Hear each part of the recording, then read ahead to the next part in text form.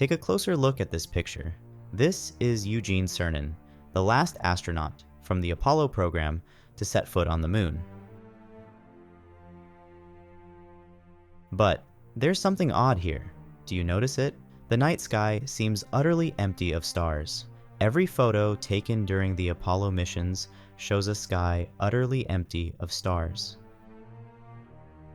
Despite the universe being filled with trillions of stars, Apollo astronauts reported that they couldn't see a single star from the moon. This absence of stars has led to many conspiracy theories for years.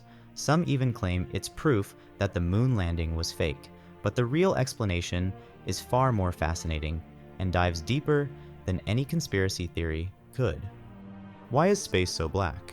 The German astronomer Johannes Kepler first posed this problem in 1610. Our home galaxy, the Milky Way galaxy alone, is so vast. It is thought to have between 100 and 400 billion stars. Moreover, the observable universe alone is estimated to contain trillions of galaxies, containing trillions or sextillion stars.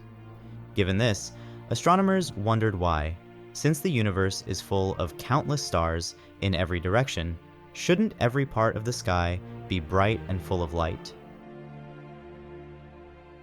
Surprisingly, it isn't, and this puzzled astronomers for centuries. Careful study suggests that the sky should be as bright as the surface of the sun.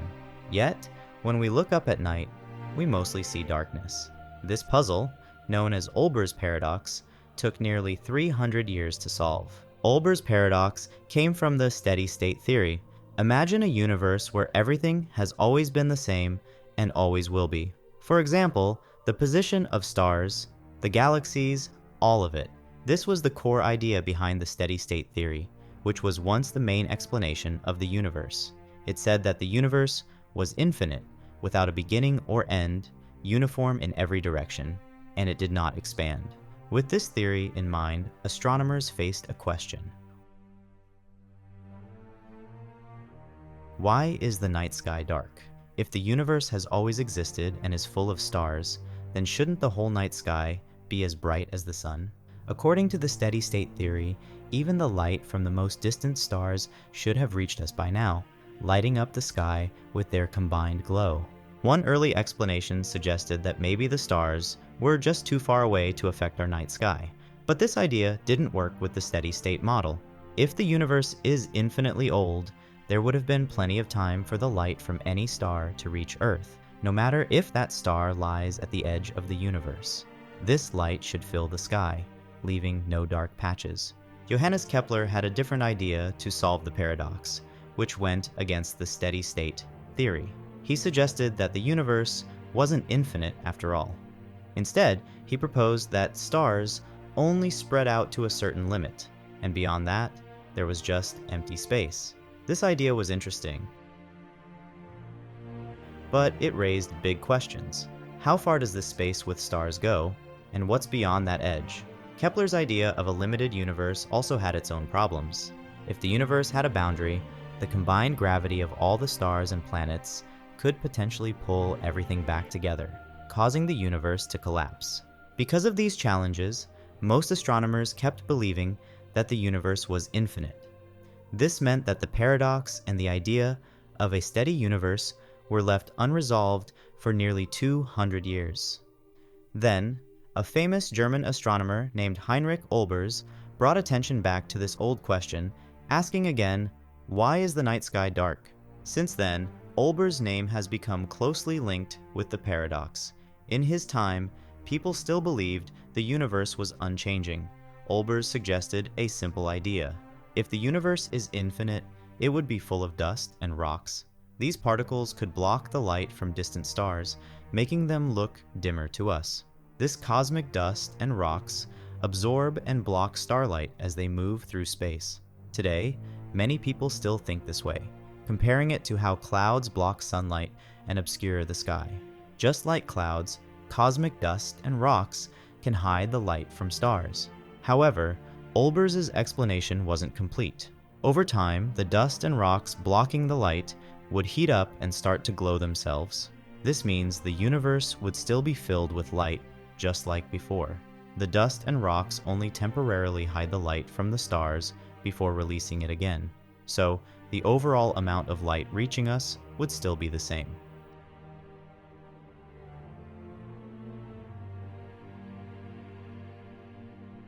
So, what really solves this paradox? It took another 100 years to find the real answer. In 1929, Edwin Hubble used his powerful telescope, hoping to find signs of the universe shrinking. This would support the idea of a finite universe, like Kepler suggested. But instead, Hubble found that galaxies were moving away from us, and the farther a galaxy was, the faster it seemed to be moving away. This showed that the universe was not staying the same or collapsing, but was actually expanding. This discovery led to a new question. What does an expanding universe mean for its beginning? Scientists now think the universe started as something incredibly tiny and dense. It then expanded very quickly, a process called cosmic inflation. As it expanded, it cooled down, and eventually, stars and galaxies began to form. This understanding helped develop what we now call the Big Bang theory. Scientists believe this all started about 13.8 billion years ago.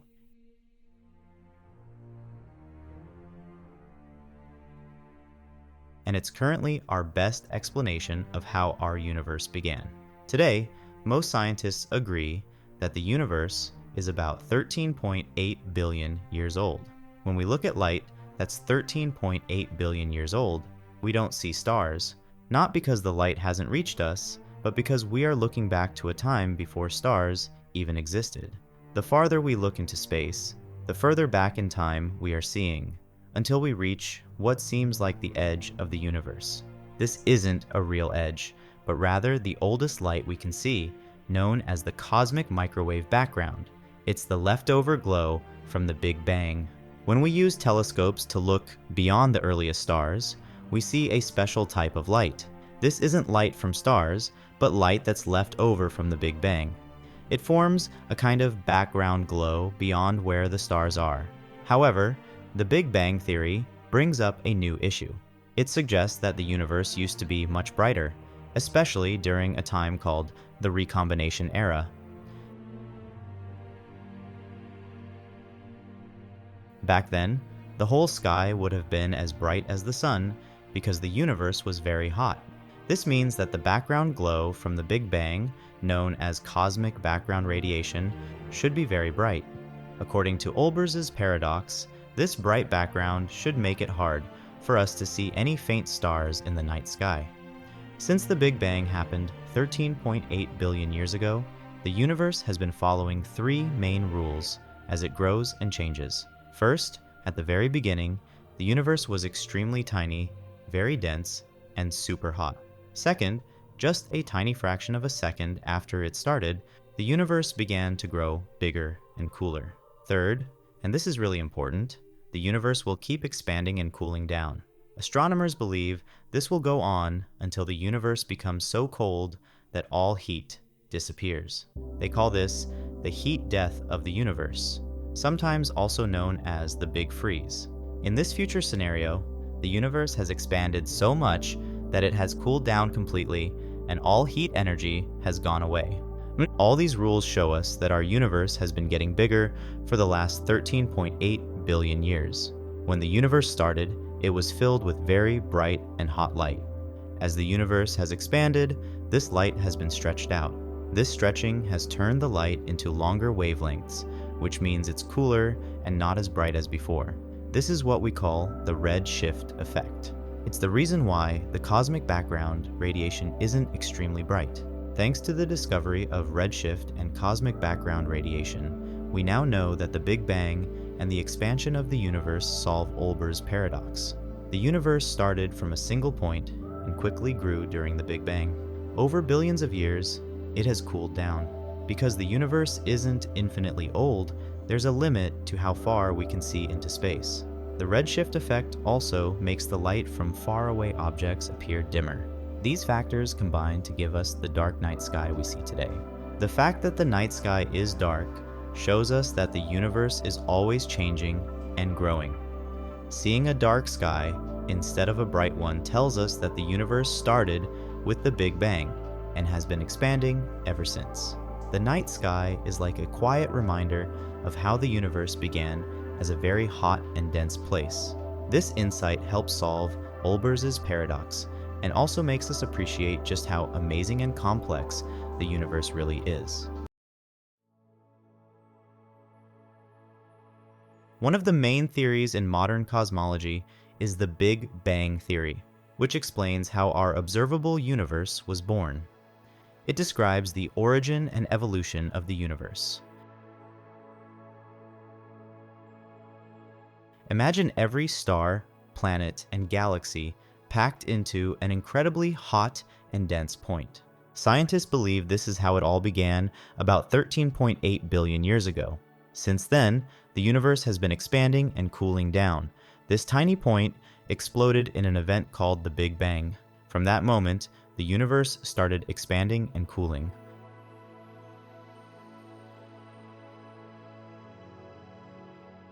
But how do we know this happened? The Big Bang theory is supported by a lot of evidence. One key piece is the cosmic microwave background radiation, which is an afterglow from the early universe. This radiation gives us a picture of the universe just 380,000 years after the Big Bang. Before that, the universe was so hot and dense that we couldn't take pictures of it.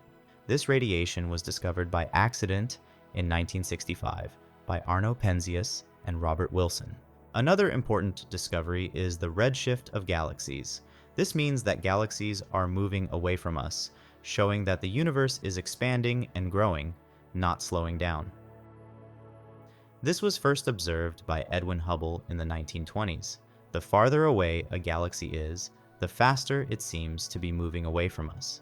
This supports the idea that the universe was once much smaller, hotter, and denser. The Big Bang theory also explains the amounts of light elements like hydrogen, helium, and lithium in the universe.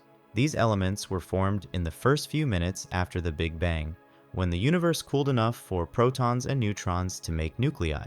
But the Big Bang theory also raises some big questions. For example, it doesn't explain what happened before the Big Bang or what lies beyond the part of the universe we can see.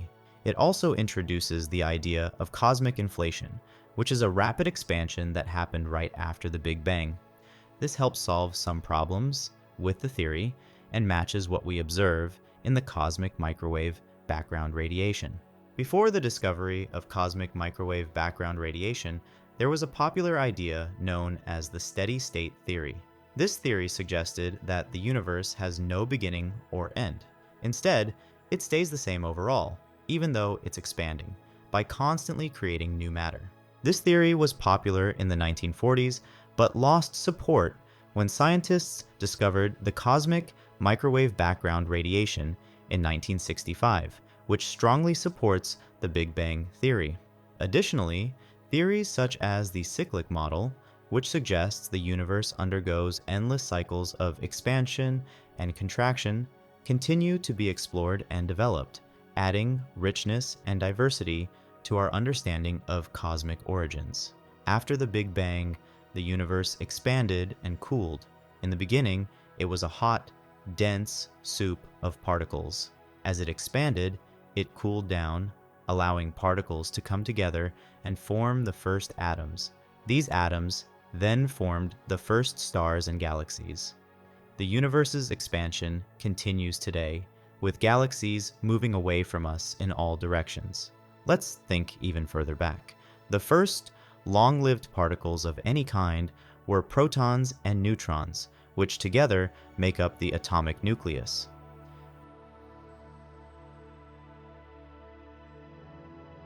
These appeared around 1/10,000th of a second after the Big Bang. Before that, there was really no material as we know it. But physics allows us to trace the timeline even further back, to processes that happened before any stable matter existed. This takes us to the Grand Unified Epoch. At this point, we are in the realm of speculative physics because we can't create enough energy in our experiments to study the processes that occurred back then. However, a plausible idea is that the universe was filled with a soup of hot particles including quarks, which are the building blocks of protons and neutrons. There was both matter and antimatter in roughly equal amounts. Each type of matter particle, like a quark, has an antimatter counterpart that is almost identical but with one key difference. When matter and antimatter meet, they destroy each other in a flash of energy, meaning these particles are constantly being created and destroyed. But how did these particles come to exist in the first place? If we think in terms of quantum field, then it tells us that even a vacuum, which we think of as empty space, is full of physical activity in the form of energy fluctuations. These fluctuations can cause particles to appear and then disappear shortly after. This may sound strange, but such particles have been observed in many experiments. The vacuum of space is filled with particles constantly being created and destroyed, seemingly out of nothing. However, this suggests that the quantum vacuum is actually something rather than nothing. Suppose we ask, where did space-time itself come from? To answer this, we need to go back to the very beginning, into the Planck epoch. This period was so early in the universe's history that our best theories of physics no longer work. It happened only a tiny fraction of a second after the Big Bang. During this time, space and time themselves were affected by quantum fluctuations. Usually, physicists use quantum mechanics for tiny particles and general relativity for large cosmic scales. But to understand the Planck epoch, we need a complete theory of quantum gravity that combines the two. We don't have a perfect theory of quantum gravity yet, but there are ideas like string theory and loop quantum gravity. These theories suggest that ordinary space and time come from deeper, microscopic processes. What we experience as space and time is the result of quantum processes. At present, they don't make much sense to us because we are used to the large-scale world. Quantum fluctuations occur constantly, even in what we consider empty space. According to the Heisenberg uncertainty principle, pairs of particles and antiparticles can emerge from the vacuum, exist for a certain moment, and then destroy each other. This phenomenon is known as quantum foam. But quantum fluctuations alone don't account for the universe's vast scale and complexity. There is dark energy, a mysterious force that fills all of space and accelerates the expansion of the universe. While we don't fully understand dark energy, it's believed to play a crucial role in the creation and evolution of the cosmos. So, how did we get from quantum fluctuations and dark energy to the vast, structured universe we see today? The answer lies in inflation, a rapid expansion that occurred fractions of a second after the Big Bang. During this brief period, the universe expanded exponentially, setting the stage for the formation of galaxies, stars, and planets. In the Planck epoch, our usual understanding of space, time, and cause and effect breaks down. Despite this, all candidate theories of quantum gravity describe something physical happening in the Planck epoch, some quantum precursor to ordinary space and time. But where did that come from? Even if causality doesn't work in the usual way, it might still be possible to explain parts of the Planck epoch universe in terms of other parts. Unfortunately, our best physics can't provide clear answers yet. Until we develop a theory of everything, we won't be able to give a definitive answer. The most we can say with confidence is that physics has not found any confirmed instances of something arising from nothing.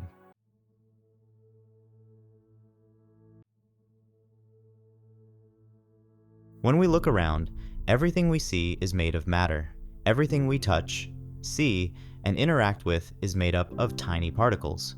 Over billions of years, these particles have come together to form galaxies and stars. They all follow the same physical laws and exist within the same space-time framework. But there was a time when the universe didn't have anything. So, where did all this matter come from? While it might seem like everything came from something, scientists also consider the possibility that it all came from nothing. But what does nothing mean in science? To truly answer the question of how something could arise from nothing, we would first need to understand 4 interpretations of nothing. Our first interpretation of nothing is a state where the essential building blocks for everything we see were absent. Imagine a universe with no galaxies, stars, planets, or even humans. Everything we know and interact with is made up of tiny subatomic particles. These particles are the building blocks that shape our universe. If we start with a universe full of matter, we can understand how it grows, cools down, and is influenced by gravity to become the universe we see today. We know that stars go through life cycles, creating heavier elements that lead to the birth of new stars, planets, organic compounds, and eventually life. But here are some big scientific questions. How did we end up with a universe dominated by matter and not one with equal amounts of matter and antimatter? This is one of the biggest mysteries in physics. According to the laws of physics, matter and antimatter should be created in equal amounts. But our universe is made almost entirely of matter, with hardly any antimatter. Every star, planet, and galaxy we've observed is made of matter. So how did we get this surplus of matter? This puzzle is known as baryogenesis, the process of creating an excess of baryons over antibaryons in the early universe. Scientists have many theories, but we still don't have a definitive answer. We don't know why there's more matter than antimatter instead of an equal balance. To truly answer the question of how something could arise from nothing, we would need to understand 4 different ways of nothing. Our second interpretation of nothing is the emptiness of vast space. Maybe you think of nothing as truly having no things at all. If that's the case, then the first explanation of nothing with missing building blocks doesn't quite fit, because it still involves something. To really understand this concept of nothingness, let's imagine getting rid of every basic element of matter. That means removing every single particle and every bit of energy. If we could manage to remove all of these, what would remain? Just the vast expanse of empty space. No particles, no matter, no radiation at all. This is what some scientists see as the true scientific meaning of nothingness. But even in this extremely empty scenario, some fundamental aspects still remain. The laws of physics are still there. Quantum fields like the electromagnetic field, the gravitational field, the Higgs field, and fields related to nuclear forces still exist. Space-time itself, guided by the principles of general relativity, still exists. The speed of light and gravitational constant still retain their values. And most importantly, there's something called zero-point energy. Even in the emptiest space, there's still a tiny amount of energy. Today, we see this as dark energy, which is driving the expansion of the universe. So, even without any matter or radiation, this version of nothing still gives rise to an intriguing universe. This leads to the idea of a universe from nothing. It's fascinating to think that even in the absence of everything we see, the universe can still be a dynamic and captivating place. The third interpretation of nothing for scientists is the idea of nothingness as the lowest energy state possible for spacetime. Right now, our universe has something called zero-point energy. This is a tiny amount of energy that exists everywhere in space. We don't know if this zero-point energy is the absolute lowest energy possible, or if there's an even lower energy state we haven't discovered yet. There's a chance we might be in a false vacuum state, with the true vacuum or the absolute lowest energy state either near zero or perhaps even reaching or surpassing it. If the universe changes from this false vacuum to a true vacuum, it could trigger a catastrophic event called vacuum decay. This would drastically change the universe. Photons, which are particles of light, would get mass, the electromagnetic force would be confined to short distances, and most of the sunlight from the sun wouldn't reach Earth. Thinking of nothingness as the ultimate lowest energy state means imagining a situation where all matter, energy, radiation, and any distortions in spacetime are removed. What remains is a state of perfect emptiness, but with the laws of physics still in place. In this state, there would still be a backdrop for events to happen, but without any actors or actions. It would be like a play with no characters, storyline, or setting, just an empty stage. This ultimate low energy state would make it impossible to create any work, energy, or particles from it. However, some might still see this as something because space, time, and the laws of physics would still exist. Now imagine reaching the universe's true foundational state, whatever that might be. In this state, all matter, energy, and any distortions in space-time would be removed. What would be left is the ultimate material emptiness. There would still be a backdrop for events to happen, but without any actors or actions. It would be like a play with no characters, storyline, or setting, just an empty stage. This ultimate low energy state would make it impossible to create any work, energy, or particles from it. However, some might still see this as something because space, time, and the laws of physics would still exist. So our third interpretation of nothing is the ultimate lowest energy state possible for the universe. Even in this state, the framework of space, time, and the laws of physics remain. It's another incredible mystery that keeps scientists exploring and searching for answers. Our fourth interpretation of nothing is the most extreme.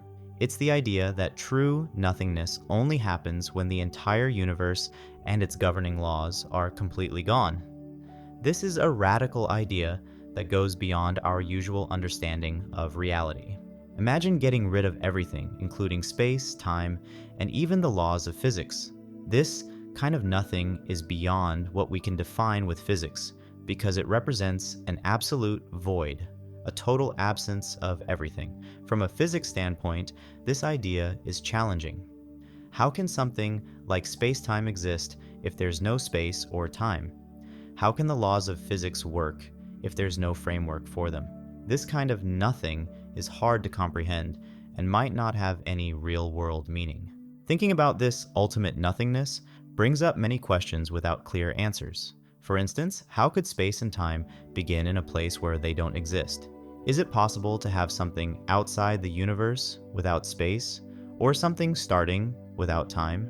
Imagine an absolute nothingness, a complete void. From a physics perspective, this idea is puzzling. It suggests a state beyond the limits of space and time, from which our universe and its laws might have originated. However, we're not sure if this idea is meaningful or just a product of our imagination. This concept raises many difficult questions. For instance, how can space and time begin in a place or moment where neither exists? Can we even imagine something existing outside the universe without space, or starting without time?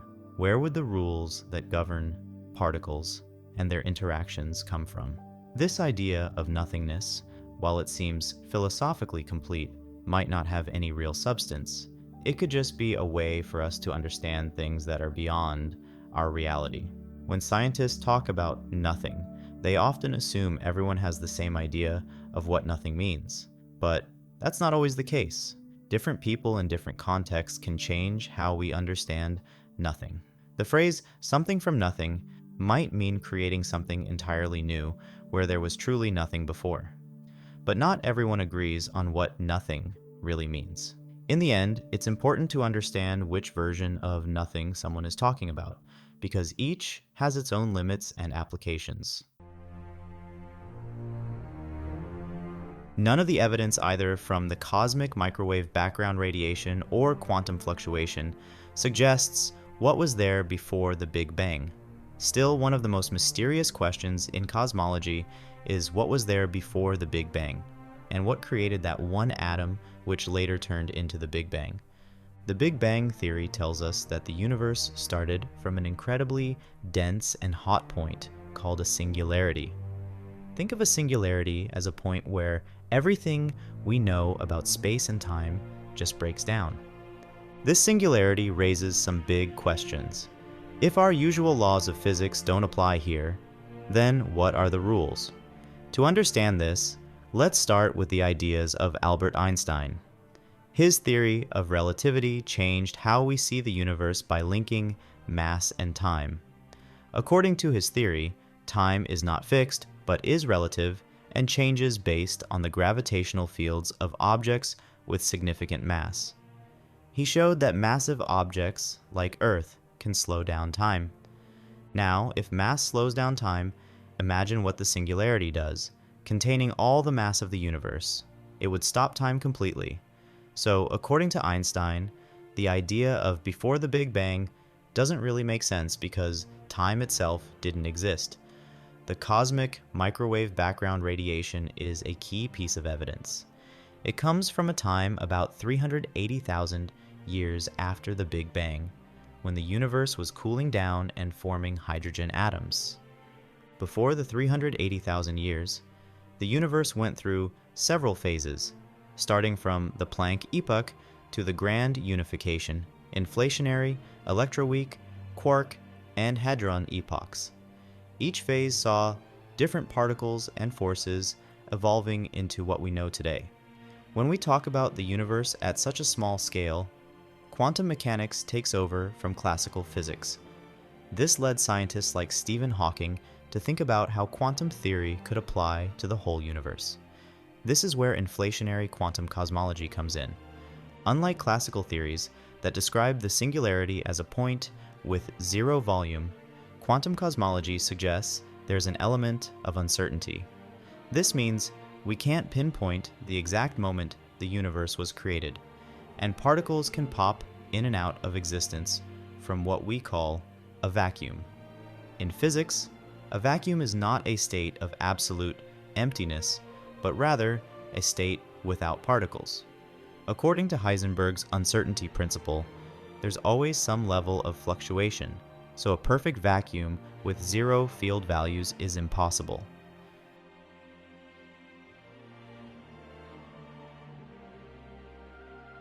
This might sound strange, but Einstein's famous equation, E equals mc squared, helps explain it.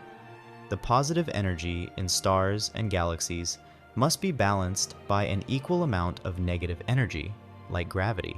If the universe's total energy is zero, then it's possible for it to come from nothing. The idea that hundreds of billions of galaxies could come from nothing sounds unbelievable. However, Einstein's famous equation, E equals mc squared, gives us some clues. According to this equation, all the positive energy in stars, galaxies, and other celestial bodies must be balanced by an equal amount of negative energy, which appears as gravity. In a closed universe, or one that will eventually collapse back onto itself, these positive and negative energies would perfectly cancel each other out, resulting in a net energy of zero for the universe as a whole. Stephen Hawking asked how a universe with zero total energy could come from nothing. He suggested that gravity's negative energy could balance out the positive energy needed to create matter. This makes empty space stable. Physicist Alexander Vilenkin took this idea further, showing that a small energy-filled vacuum could spontaneously appear from nothing and expand into the universe we see today. This means our universe could have started from a state of nothing where time didn't exist. So what was there before the Big Bang? The theories we've explored suggest that time itself started with the Big Bang, making before a tricky concept. From singularities to quantum fluctuations, these ideas show just how incredible and mysterious our universe really is. The Big Bang theory explains how the universe expanded from a super hot and dense state, but it doesn't tell us what happened before that moment. According to the theory, time, space, matter, and energy all started with the Big Bang. However, some scientists have ideas about what might have been before the Big Bang. One interesting idea is the Big Bounce. This theory suggests that the universe goes through cycles of expanding and contracting, so the Big Bang we know might have been just one of many bounces, with the universe constantly being reborn. Another fascinating idea is the concept of a multiverse. This theory proposes that our universe is just one of many universes, each with its own set of physical laws. In this model, what existed before our Big Bang could have been another universe entirely. These ideas push the limits of our current understanding and venture into the speculative. They rely on advanced concepts in quantum physics and the still theoretical realm of quantum gravity. Scientists are trying to connect the dots between quantum mechanics and general relativity to better understand these possibilities. While these theories offer exciting glimpses into what might have been before the Big Bang, they remain largely theoretical, highlighting the deep mystery of our universe's origins. By looking back in time, we can explore the origins of each cosmic structure. Each discovery leads to another question. Where did this come from, and how did it form? These questions continue until we reach a point where the only honest answer is, we don't know, at least not yet. With what we do understand, we then face the intriguing questions. How did all of this come to be? After the Big Bang, the universe kept expanding and cooling. At first, it was just a soup of tiny particles. As it cooled, these particles came together to form the first atoms, mainly hydrogen and helium. The life we see today is made possible by complex molecules, which originally evolved from the simple atoms listed in the periodic table. These atoms are the fundamental components of all the ordinary matter in our universe. These atoms weren't just there from the universe's beginning. They formed through numerous cycles of stars being born, living, and dying. Each cycle of stellar life contributed to the nuclear reactions that produced these atoms, which were then recycled into newer generations of stars. Without this ongoing process, the creation of planets and the complex chemistry needed for life would not have been possible. To understand how the stars and galaxies we see today came to be, a few key pieces need to fit into place. First, gravity plays a huge role. It pulls together smaller groups of stars and galaxies to form the large galaxies we observe, kickstarting new rounds of star formation. For gravity to do its job, there must be enough mass already clumped together. This is where dark matter comes in. Early in the universe's history, dark matter formed halos that helped keep the newly formed stars from scattering their material back out into space. Besides, the right mix of matter, like atoms, dark matter, and radiation, is crucial. This mix not only produced the cosmic microwave background, a kind of afterglow from the Big Bang, but also created the light elements during that hot, dense state of the early universe. The growth of galaxies and star clusters depended on initial small differences in density, often called seed fluctuations, which needed to grow under gravity's influence. Finally, there must be processes that initially created these density variations, dark matter, and the first batches of ordinary matter. To grasp how our universe came to be from the chaos of the Big Bang, we need to consider some critical conditions right from the start. For one, the laws of physics, the fabric of space-time, and the essence of matter-energy weren't just there, they had to emerge somehow.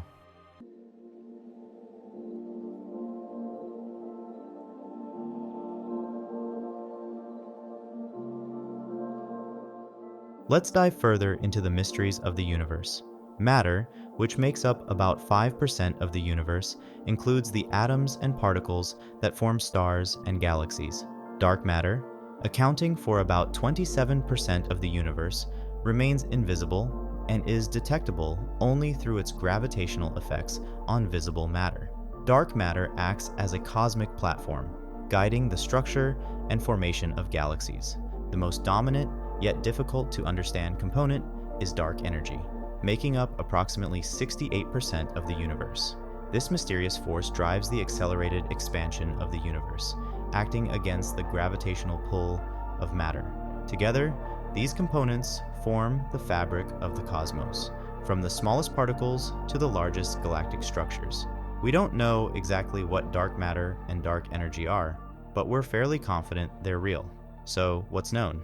Dark matter is essential for galaxies to form. When scientists analyzed the structure of the universe, they realized there's not enough regular matter. The gravitational force of visible matter isn't strong enough to create galaxies or complex systems.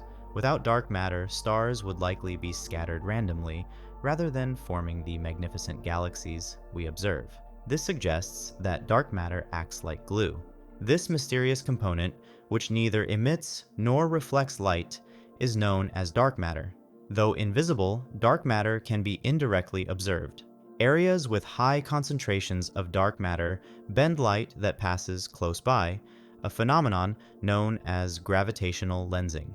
This bending effect acts as a clue, revealing the presence of dark matter through its gravitational interactions.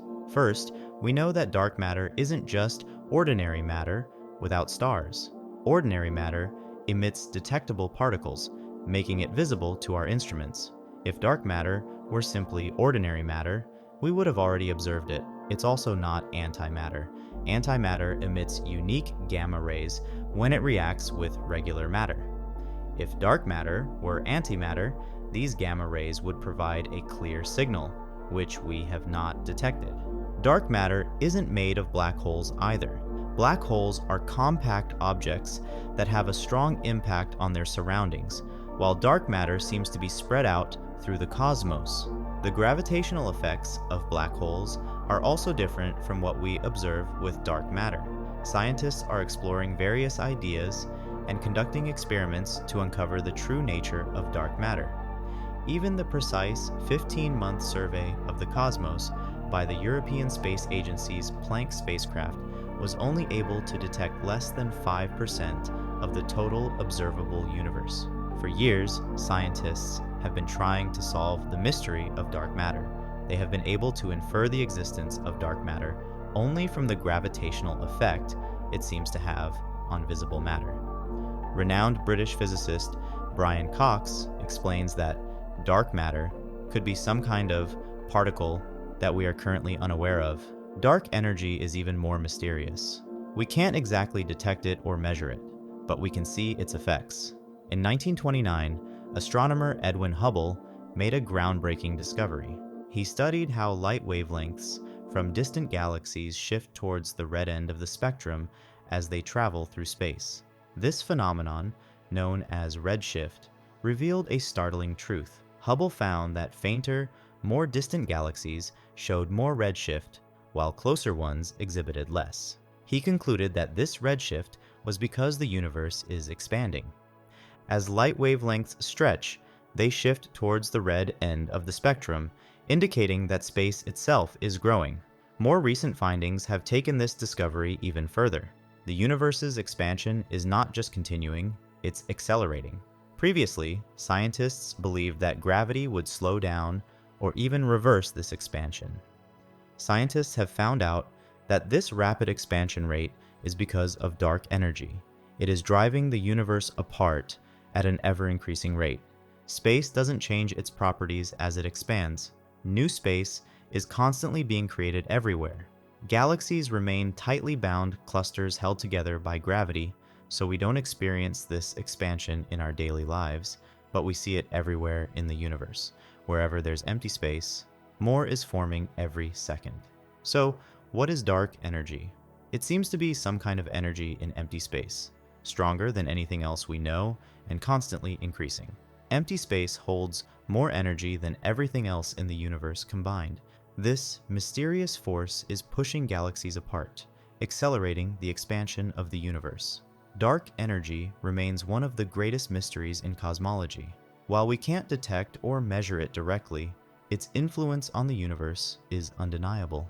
As we continue to explore and study the cosmos, we hope to unravel the secrets of this enigmatic force, bringing us closer to understanding the true nature of our ever-expanding universe. The discovery that this expansion is speeding up suggests that a mysterious force called dark energy is at work. Understanding dark energy is one of the biggest challenges in cosmology today. But how do we find dark matter? Scientists are searching for this mysterious dark matter using the world's largest physics experiment at CERN in Switzerland, the Large Hadron Collider. Instead of trying to find it, they're trying to make some from scratch. They do this by smashing together known particles at very high speeds to create huge amounts of energy in these impacts. This energy might produce particles of dark matter. When the protons collide, they usually create new particles, but these are often low-mass particles. However, very rarely, these collisions produce much heavier particles, and those are the ones scientists are looking for. So the search for dark matter continues in underground labs, at CERN, and by observing the night sky. Scientists believe they're getting closer to discovering what it's made of. The most popular candidates for dark matter are called weakly interacting massive particles. These particles are hypothesized to interact very weakly with normal matter, making them incredibly hard to detect.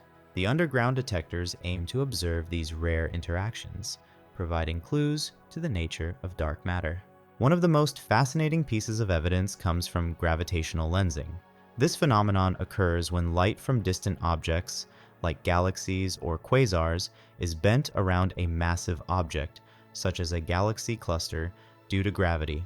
The amount of bending observed can reveal the presence of dark matter, as it contributes to the overall gravitational field.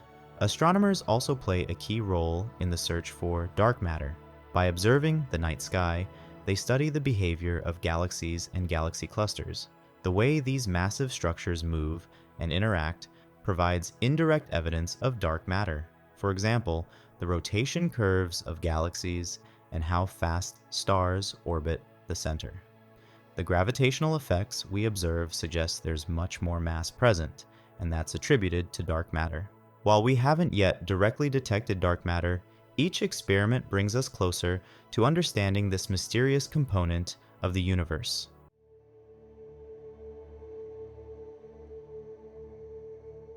In 1950, Enrico Fermi, a famous physicist, asked a simple but important question during a lunch discussion with his friends about extraterrestrial life.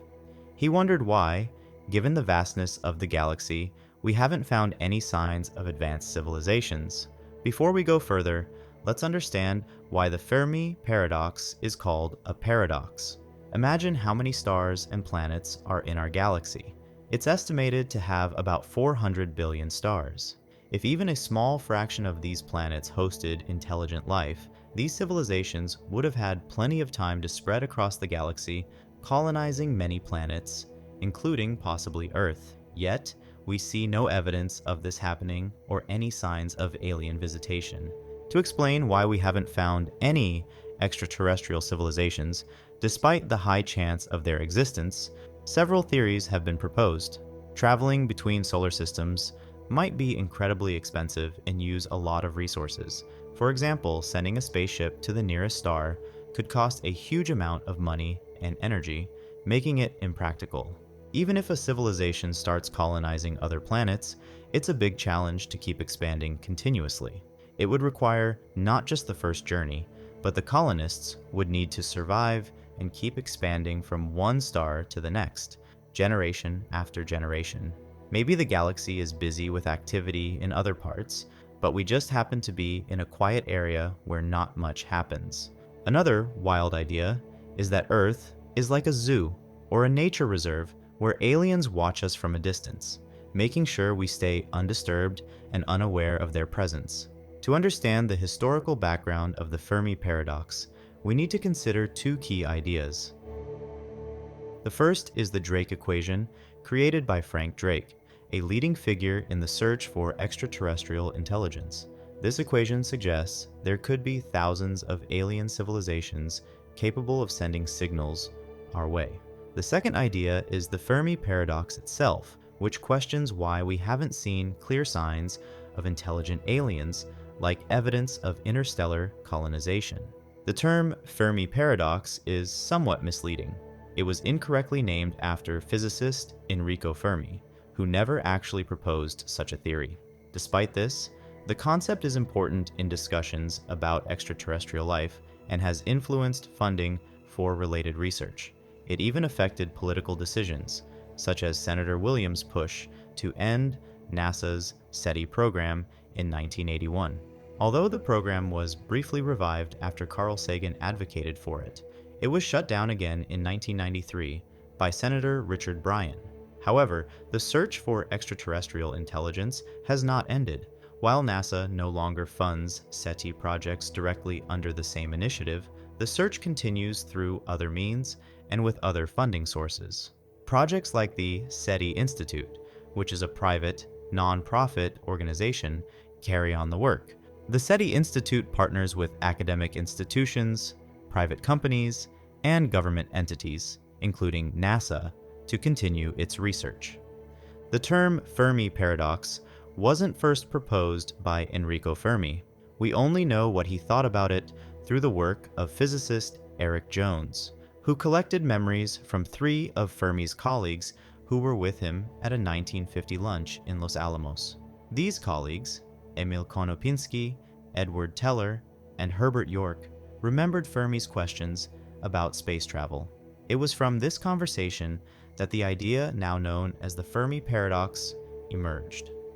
According to Herbert York and Edward Teller, Fermi was more curious about whether traveling between stars was possible, not whether aliens existed. The term Fermi paradox suggests the lack of conclusive evidence of extraterrestrial life, but this isn't what Fermi himself believed. His doubts were about the possibility of space travel, which made sense at the time. Back in 1950, rockets couldn't even reach orbit, much less another planet or star. The idea that no aliens on Earth means no aliens anywhere was actually first published by astronomer Michael Hart in 1975, not by Fermi. Michael Hart argued that if intelligent aliens existed, they would have likely colonized the Milky Way by now. From this, he concluded that their absence on Earth suggests humans might be the only intelligent beings in our galaxy. He believed that searching for extraterrestrial intelligence might be a waste of resources. However, this perspective has been criticized for several reasons. Critics point out that interstellar travel might be impossible, civilizations might choose not to colonize other planets, or aliens could have visited Earth long ago in prehistoric times without leaving any obvious signs. Despite criticisms, Michael Hart's hypothesis remains a significant topic in discussions about extraterrestrial life. In 1980, physicist Frank Tipler built on Michael Hart's ideas by addressing a major challenge: the vast resources needed to colonize billions of stars. Tipler proposed the idea of self-replicating robots with human-like intelligence.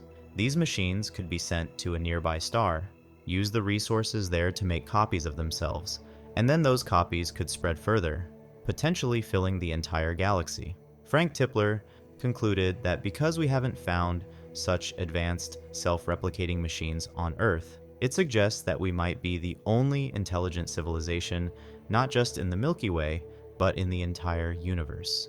This is a bold conclusion to draw from not having encountered extraterrestrial beings. The idea, commonly referred to as the Fermi paradox, actually comes from the theories of Hart and Tipler. Over time, their ideas have been mistakenly mixed up with Fermi's initial question, leading to some confusion about the origin and intent of the paradox. This mix-up seems to have started in 1977, when physicist David Stevenson used the term Fermi paradox in a publication, presenting Hart's theory as an answer to Fermi's question.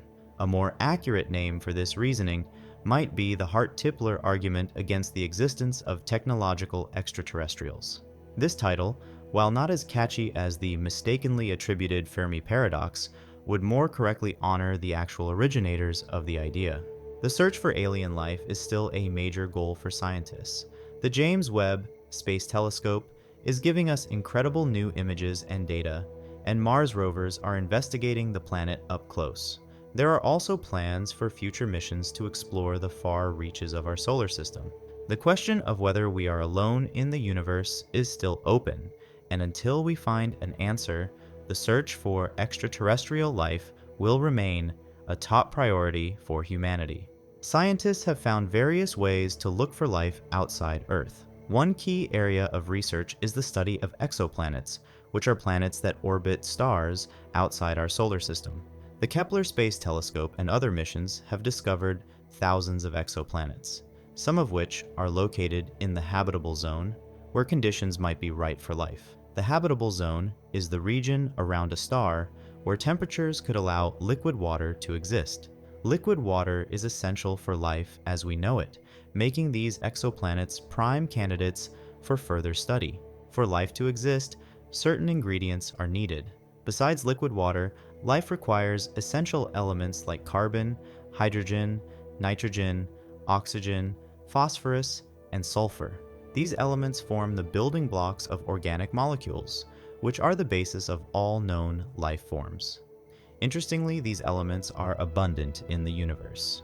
They have been detected in interstellar clouds, comets, and even on the surfaces of other planets and moons in our solar system.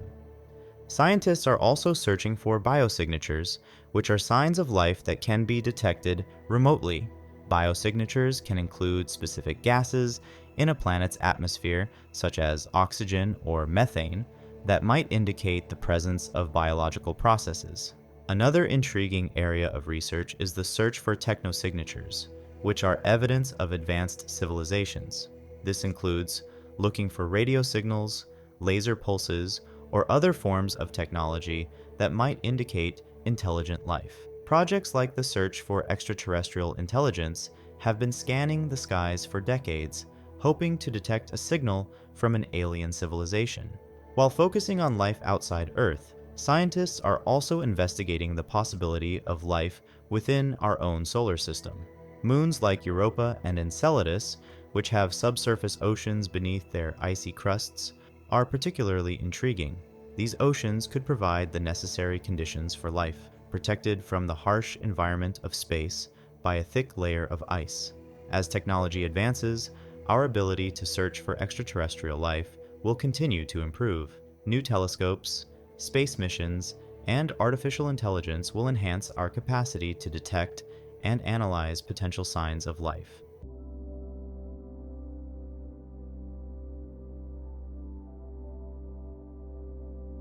On the night of July 15, 1977, Jerry Amon, a volunteer for the search for extraterrestrial life, was monitoring radio signals. While monitoring signals, he encountered a strong and unusual signal. This signal, which lasted for 72 seconds, was 30 times stronger than the typical background noise and came from the direction of the constellation Sagittarius. The computer then converted the received signals into a series of alphanumeric characters, resulting in the sequence 6EQUJ5. The signal was so striking that when the technician reviewed the printout the next morning, he wrote "Wow" in the margin. This reaction gave the signal its name, the WOW signal, and it has fascinated the international scientific community ever since. It was concluded that the source of the signal was broadcasting in a regular pattern, similar to the sweeping beam of a lighthouse. Therefore, it appeared as though we caught a glimpse of the signal when it was directly facing us, and then lost it as it rotated away. Even after extracting and monitoring the signal, the WOW signal remains one of the most compelling pieces of evidence, and its origin is still a topic of much speculation and study. Whether or not it was a message from the aliens still remains a mystery. Scientists even believe that the detected WOW signal wasn't a complete signal. Rather, the signal might have been broadcasting in a regular pattern. To really answer why we didn't hear the full signal, we need to know about the behavior of the telescope. The WOW signal was detected using the Big Ear telescope at Ohio State University, which was specifically designed as part of their search for extraterrestrial intelligence. The telescope, roughly the size of 3 football fields, had a large mirror at one end that captured signals and bounced them off smaller mirrors at the other end into 2 receivers in the middle for processing. However, the design of the Big Ear telescope made it difficult to consistently detect the signal. After the telescope first picked up the WOW signal, there was a delay of a few minutes before its second receiver could check the same area of space from which the signal originated. By the time the telescope was ready to look again, the signal had disappeared. This absence of regular detection poses a significant challenge in confirming the signal's origin. The structure and operation of the Big Ear telescope highlight a potential issue of confirmation bias. If the telescope could continuously monitor signals or quickly revisit the same region of space, researchers might have confirmed whether other similar signals were coming from the Sagittarius constellation. This would provide clearer evidence of their source. This limitation shows how important the telescope's design is in the search for extraterrestrial signals. The Big Ear telescope was a radio telescope, so it did not use traditional mirrors like optical telescopes.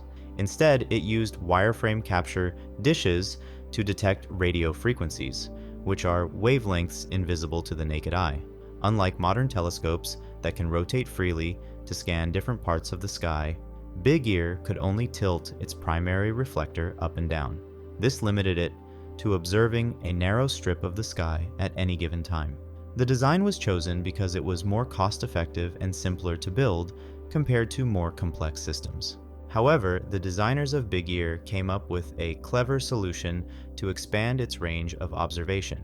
By using the rotation of the Earth to move the telescope left and right and adjusting the tilting reflector to cover different vertical angles, Big Ear could, over time, survey any point in the sky. This use of Earth's natural rotation was an innovative solution to the telescope's design limits, allowing it to maximize its observational potential despite its limited mobility. This strategic use of natural and mechanical adjustments made Big Ear a unique and valuable tool in the search for extraterrestrial signals. The design of the Big Ear telescope presents significant observational limitations due to its movement with the Earth's rotation. It couldn't continuously monitor the same spot in the sky for extended periods, which means it might have missed additional signals from the same region. Imagine an entire orchestra of complex signals being broadcast from that spot in the hours following the WOW signal. Big Ear, due to its design, might have only captured a fleeting glimpse of a single note from what could have been a symphony of extraterrestrial communication. This limitation reflects a broader strategy used by organizations like SETI in the search for intelligent life in the universe. Given the vastness of space and limited resources, these organizations must make strategic decisions about how they use their equipment. They can't afford to dedicate a telescope to monitor a single area of space for years, hoping for a response. Instead, they use a more dynamic approach, sweeping their telescopes across wide areas of the sky to cover as much territory as possible. This method is like casting a wide net in various spots rather than waiting indefinitely at one location. By continuously moving and scanning different areas, they maximize their chances of detecting signals, even if briefly, which is more practical given the uncertainties involved in finding where and when a signal from an intelligent extraterrestrial source might appear. The analogy of SETI's search efforts being like fishing might oversimplify the complex task of searching for extraterrestrial intelligence, as alien signals are not like fish to be caught. Unlike fish, which might be attracted or repelled by certain actions, alien signals are not influenced by our attempts to detect them. Sweeping a telescope across the sky might seem random, but it's a practical method given the vastness of space and the unpredictability of where and when a signal. However, this method has challenges, especially in follow-up. Over the years, radio telescopes like Big Ear have detected several unusual and fleeting signals, similar to the WOW signal, strange bursts of radio waves for which we currently have no explanation. The problem is that without sustained observation and focused study on these signals, they remain mysterious and under-investigated.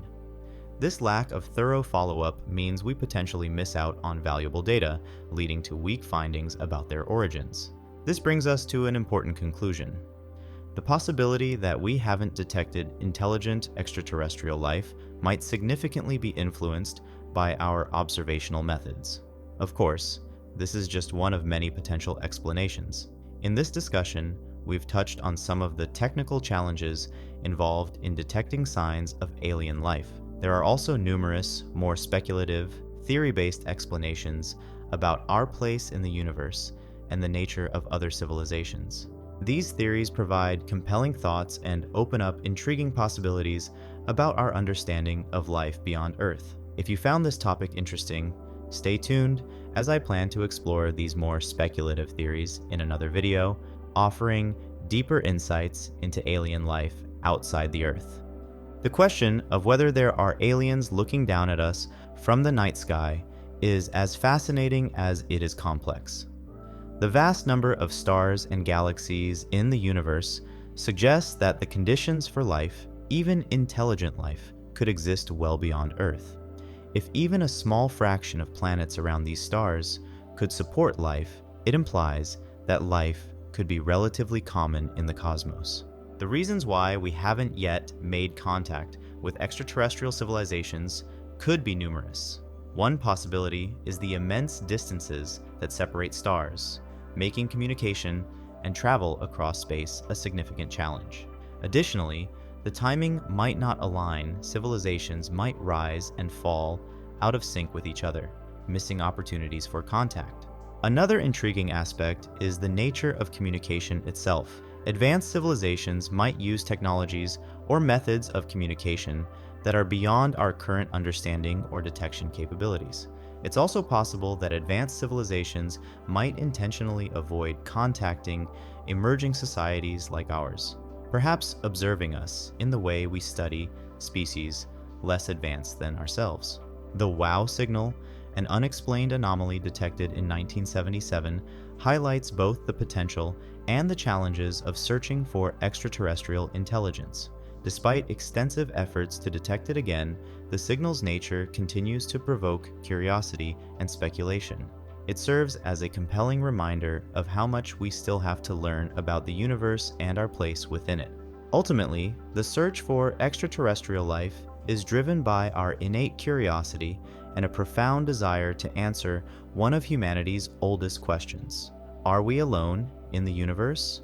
Whether or not we make contact in our lifetimes, the pursuit of this knowledge continues to expand the boundaries of human understanding and exploration. The day we do make first contact, should it ever come, will indeed be a groundbreaking moment in human history. What will happen after that? What will it mean if we receive and confirm a signal from extraterrestrials? How would this impact our lives, our priorities, our view of the world, and our own identity? Will we be ready for such a discovery? The main goal of SETI is to find a clear, repeatable signal from outer space, similar to the famous WOW signal. To confirm we're not alone in the universe, we'd need to catch such signals more than once. For us to make contact with aliens, we would either need to send them a message and get a reply, or they would need to send us a message first. We could try reaching out by sending spaceships or robotic probes. However, traveling through space with our current technology is very slow.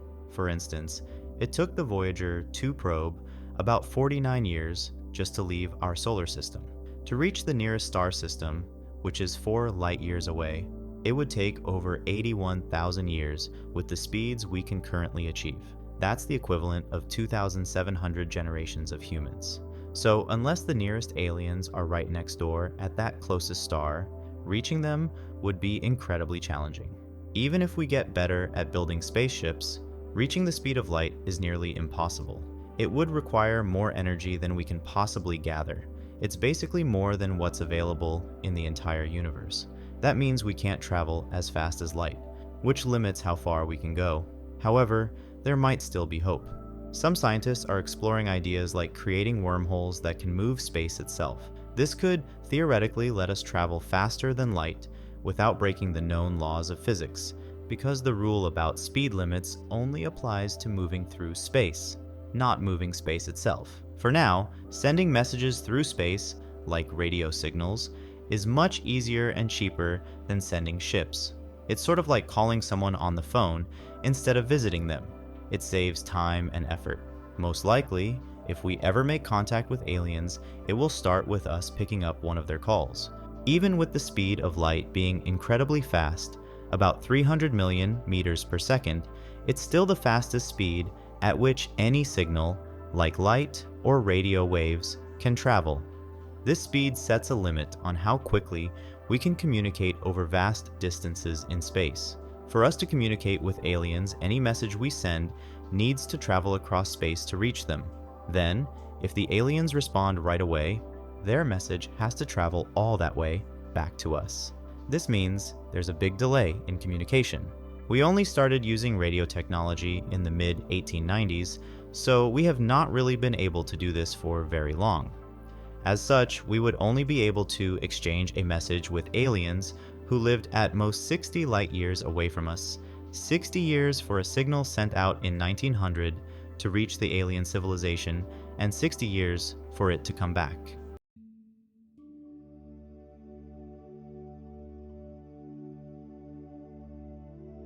Humanity has been sending radio signals into space for about a century. These signals have spread roughly 100 light years from Earth, potentially alerting extraterrestrial civilizations within this range. Beyond this bubble, Earth's presence is nearly undetectable. As technology advances, our unintentional radio emissions are decreasing, which could lead to a future of radio silence. The short lifespan of a civilization's radio signals, in the grand scheme of cosmic time, poses a significant challenge for interstellar communication. Additionally, these signals weaken as they travel through space. Why haven't we found any signals from alien civilizations in a universe so vast, filled with countless stars and planets? This puzzling situation, known as the Great Silence, suggests a universe empty of detectable signals or signs from aliens, challenging our understanding of the seemingly infinite cosmos. In 1967, Jocelyn Bell, a student at Cambridge University, was conducting sky surveys with a new radio telescope. Its consistent timing was unlike anything previously observed, leading to speculations about extraterrestrial origins. The source was humorously named LGM-1, short for Little Green Men, reflecting the initial excitement about possible alien communication. However, the mystery was soon solved as a natural phenomenon. The signal came from a pulsar, a type of rapidly spinning neutron star that emits beams of radiation, much like a lighthouse. Despite extensive efforts by the search for extraterrestrial intelligence, no definitive extraterrestrial signals have been detected. Military radar signals, which are among the strongest emissions, have a better chance of being detected over vast distances than standard TV broadcasts. The upcoming Square Kilometre Array, a large interferometer in South Africa and Australia, might be able to detect faint signals from Earth-like civilizations up to several hundred light years away. Deliberate attempts to communicate, such as the 1974 Arecibo message sent from Puerto Rico towards a distant star cluster, offer a more focused approach. However, these efforts are brief, giving extraterrestrial observers a small window to detect them. One example of a potential extraterrestrial signal is the 1977 WOW signal, a brief burst of energy that was never conclusively explained or detected again. Ultimately, the chances of two civilizations finding each other through random broadcasts are very low. To improve our chances of making contact, we need to search more strategically, focusing on signs of technological and biological life in the universe. In 1995, astronomers made a groundbreaking discovery: the first planet orbiting a star similar to our Sun outside our solar system. Since then, we've found that most stars in our galaxy likely have at least one planet, with billions resembling Earth in size and orbiting in their star's habitable zone. This zone allows for the possibility of liquid water, a crucial component for life as we know it. Even moons orbiting these planets might support life, with estimates suggesting there could be as many as 1 billion such moons. Recognizing this potential for extraterrestrial life, in 2017, scientists sent a targeted message to one of the most Earth-like exoplanets we've discovered, which is relatively close to us. This message included musical pieces and information about humanity. If the planet is inhabited and capable of responding, we might receive a reply by 2044. Determining if a planet has life involves detailed examinations, such as analyzing the chemical composition of an exoplanet's atmosphere by observing the starlight that passes through it. For example, an atmosphere rich in oxygen, similar to Earth's, might suggest the presence of life since, on our planet, oxygen is largely produced by photosynthetic organisms. However, the presence of oxygen alone isn't conclusive, as it can also be produced by non-biological processes. Astrobiologists are particularly interested in specific chemical combinations that are unlikely to coexist without life, such as methane and oxygen. Additionally, certain chemicals like carbon dioxide might indicate industrial activity and climate change, which could serve as signs of intelligent life. By studying these chemical markers, scientists hope to find evidence that could point to the existence of life beyond Earth. Beyond biosignatures, we might also detect technology-related indicators known as technosignatures. For example, an exoplanet with a dense belt of artificial satellites or space debris could be identified when it transits its star. Another example is the theoretical construct known as a Dyson sphere, proposed by physicist Freeman Dyson. These hypothetical megastructures would be built by advanced civilizations to capture a star's energy.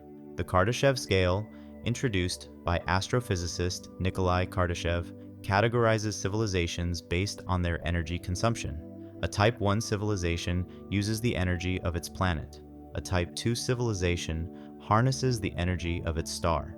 And a Type 3 civilization utilizes the energy of an entire galaxy.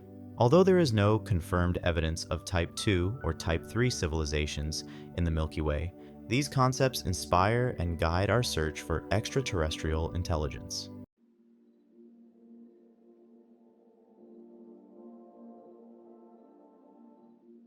Considering the vast number of alien worlds similar to Earth, many people believe that life on our planet isn't unique.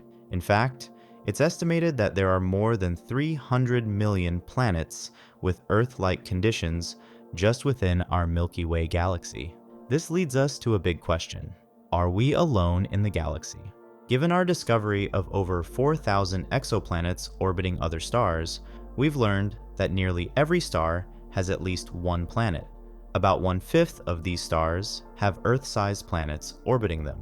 With around 100 billion stars in the Milky Way, we're talking about billions of potential Earth-sized planets. Thinking we're the only one with life seems unlikely given the odds. The Hubble Space Telescope can observe about 100 billion galaxies. If you consider that each of these galaxies contains around 100 billion stars, the total number of stars in the visible universe is approximately 10,000 billion. This number is almost beyond human comprehension. Given such vastness, the universe seems likely to have life. Consider the sheer vastness of our universe, filled with a mind-boggling number of stars. Our own Milky Way, by the most conservative estimates, is home to 100 to 400 billion stars. And yet, the Milky Way is just one among countless galaxies spread across the universe.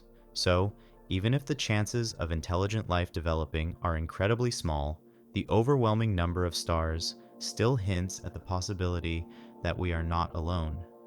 The numbers suggest a universe where the formation of life, somewhere, seems almost inevitable. Frank Drake was a key figure who tried to solve the mystery of how many civilizations in our galaxy we might be able to detect. He outlined a series of questions that scientists needed to answer to come up with this number. By combining these questions and multiplying the answers together, he created what we now know as the Drake equation. This formula gives us an estimate of the number of detectable civilizations in our galaxy.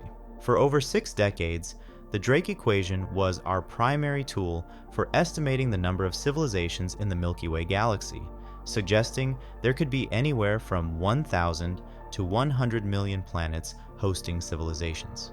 In the Drake equation, R* represents the rate at which new stars are formed in our galaxy each year. Next, FP measures the percentage of these stars that have planets orbiting them. Then, we consider which of these planets are in the habitable zone, where conditions might support life. This part of the equation is called Ni, and it's a number that's still largely unknown because we don't know much about planets outside our solar system. These planets could potentially support life, but how many actually do? That's what FL tries to figure out in the Drake equation. Finally, FI estimates how many of these habitable planets actually develop intelligent life. Frank Drake focused on the field of radio astronomy when he created his equation. His goal was to figure out the chances that extraterrestrial civilizations might be sending out signals we can detect with our current technology, a concept included in his equation as FC. Back in the 1960s, many scientists believed that radio waves were the most likely method an advanced alien civilization would use to communicate.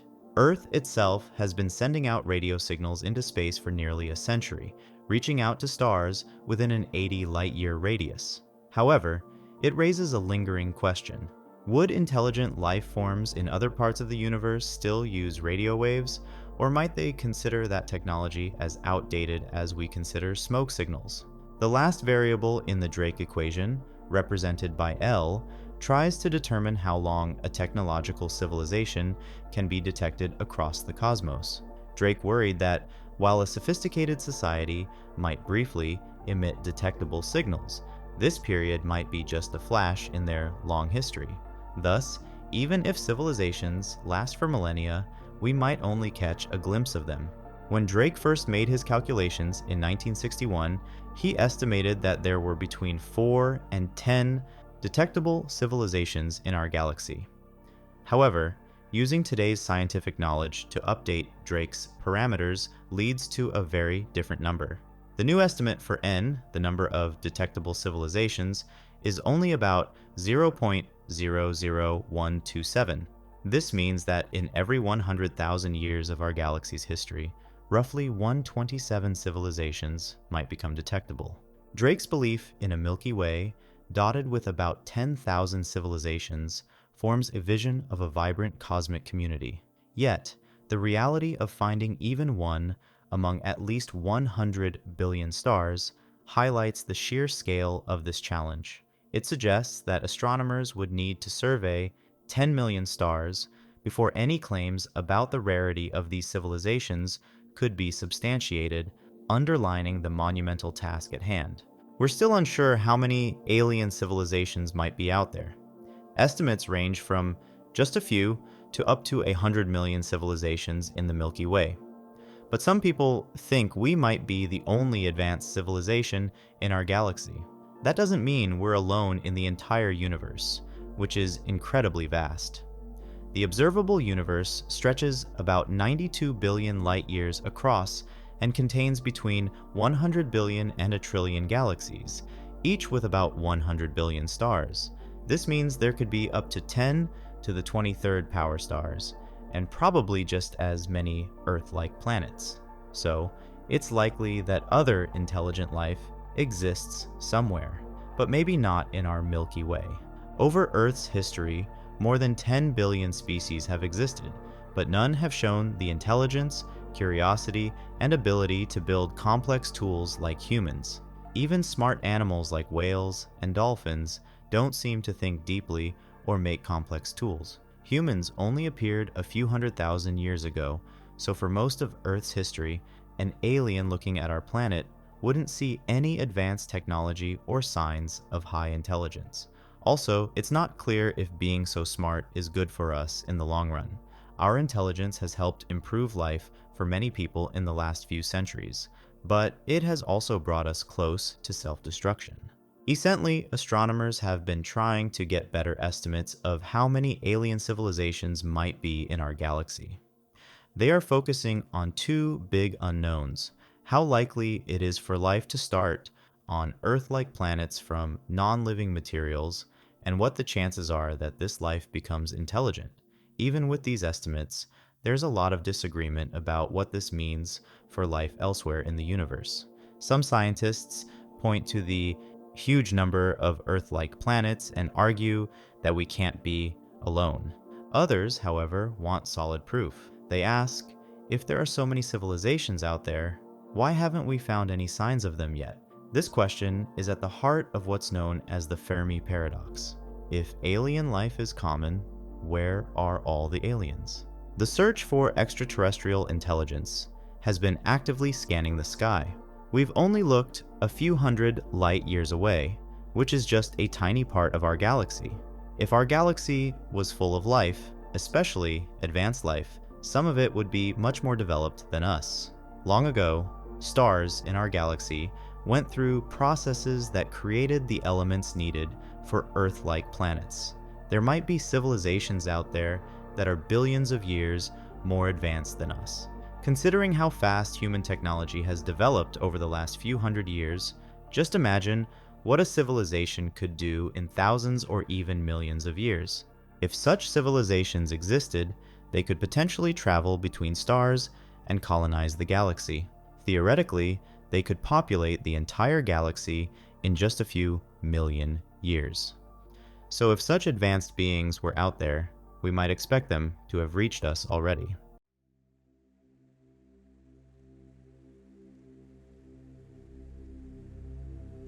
It's truly amazing to think that we live in one of the few places in the universe where life is possible. We aren't overwhelmed by extreme conditions like suffocating, freezing, burning, or dehydrating. It almost feels like we're incredibly lucky.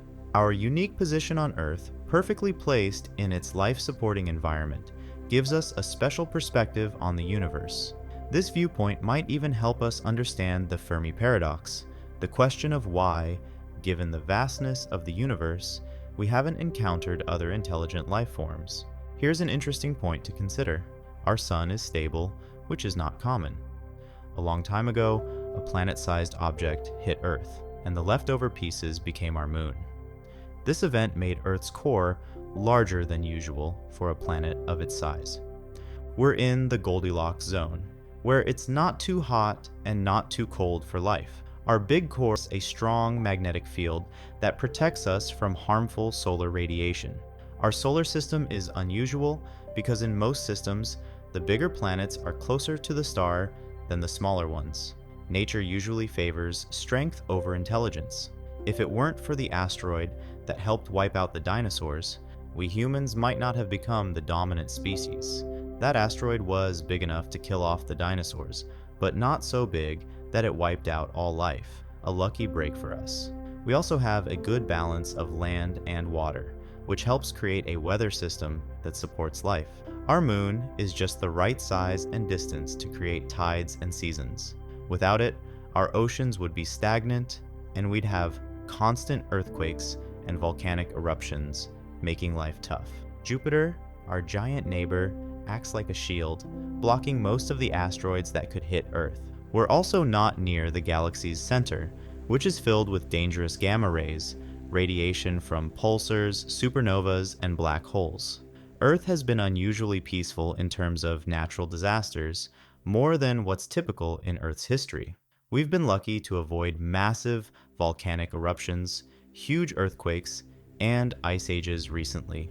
With all these factors, think about how rare it is for the other 20 billion potentially habitable planets to have all these same qualities. And even if there is one with all these traits, how likely is it that intelligent life has developed there? And if it has, how many of those civilizations have survived plagues, natural disasters, cosmic events like asteroids and solar flares, famines, ice ages, and even wars among themselves?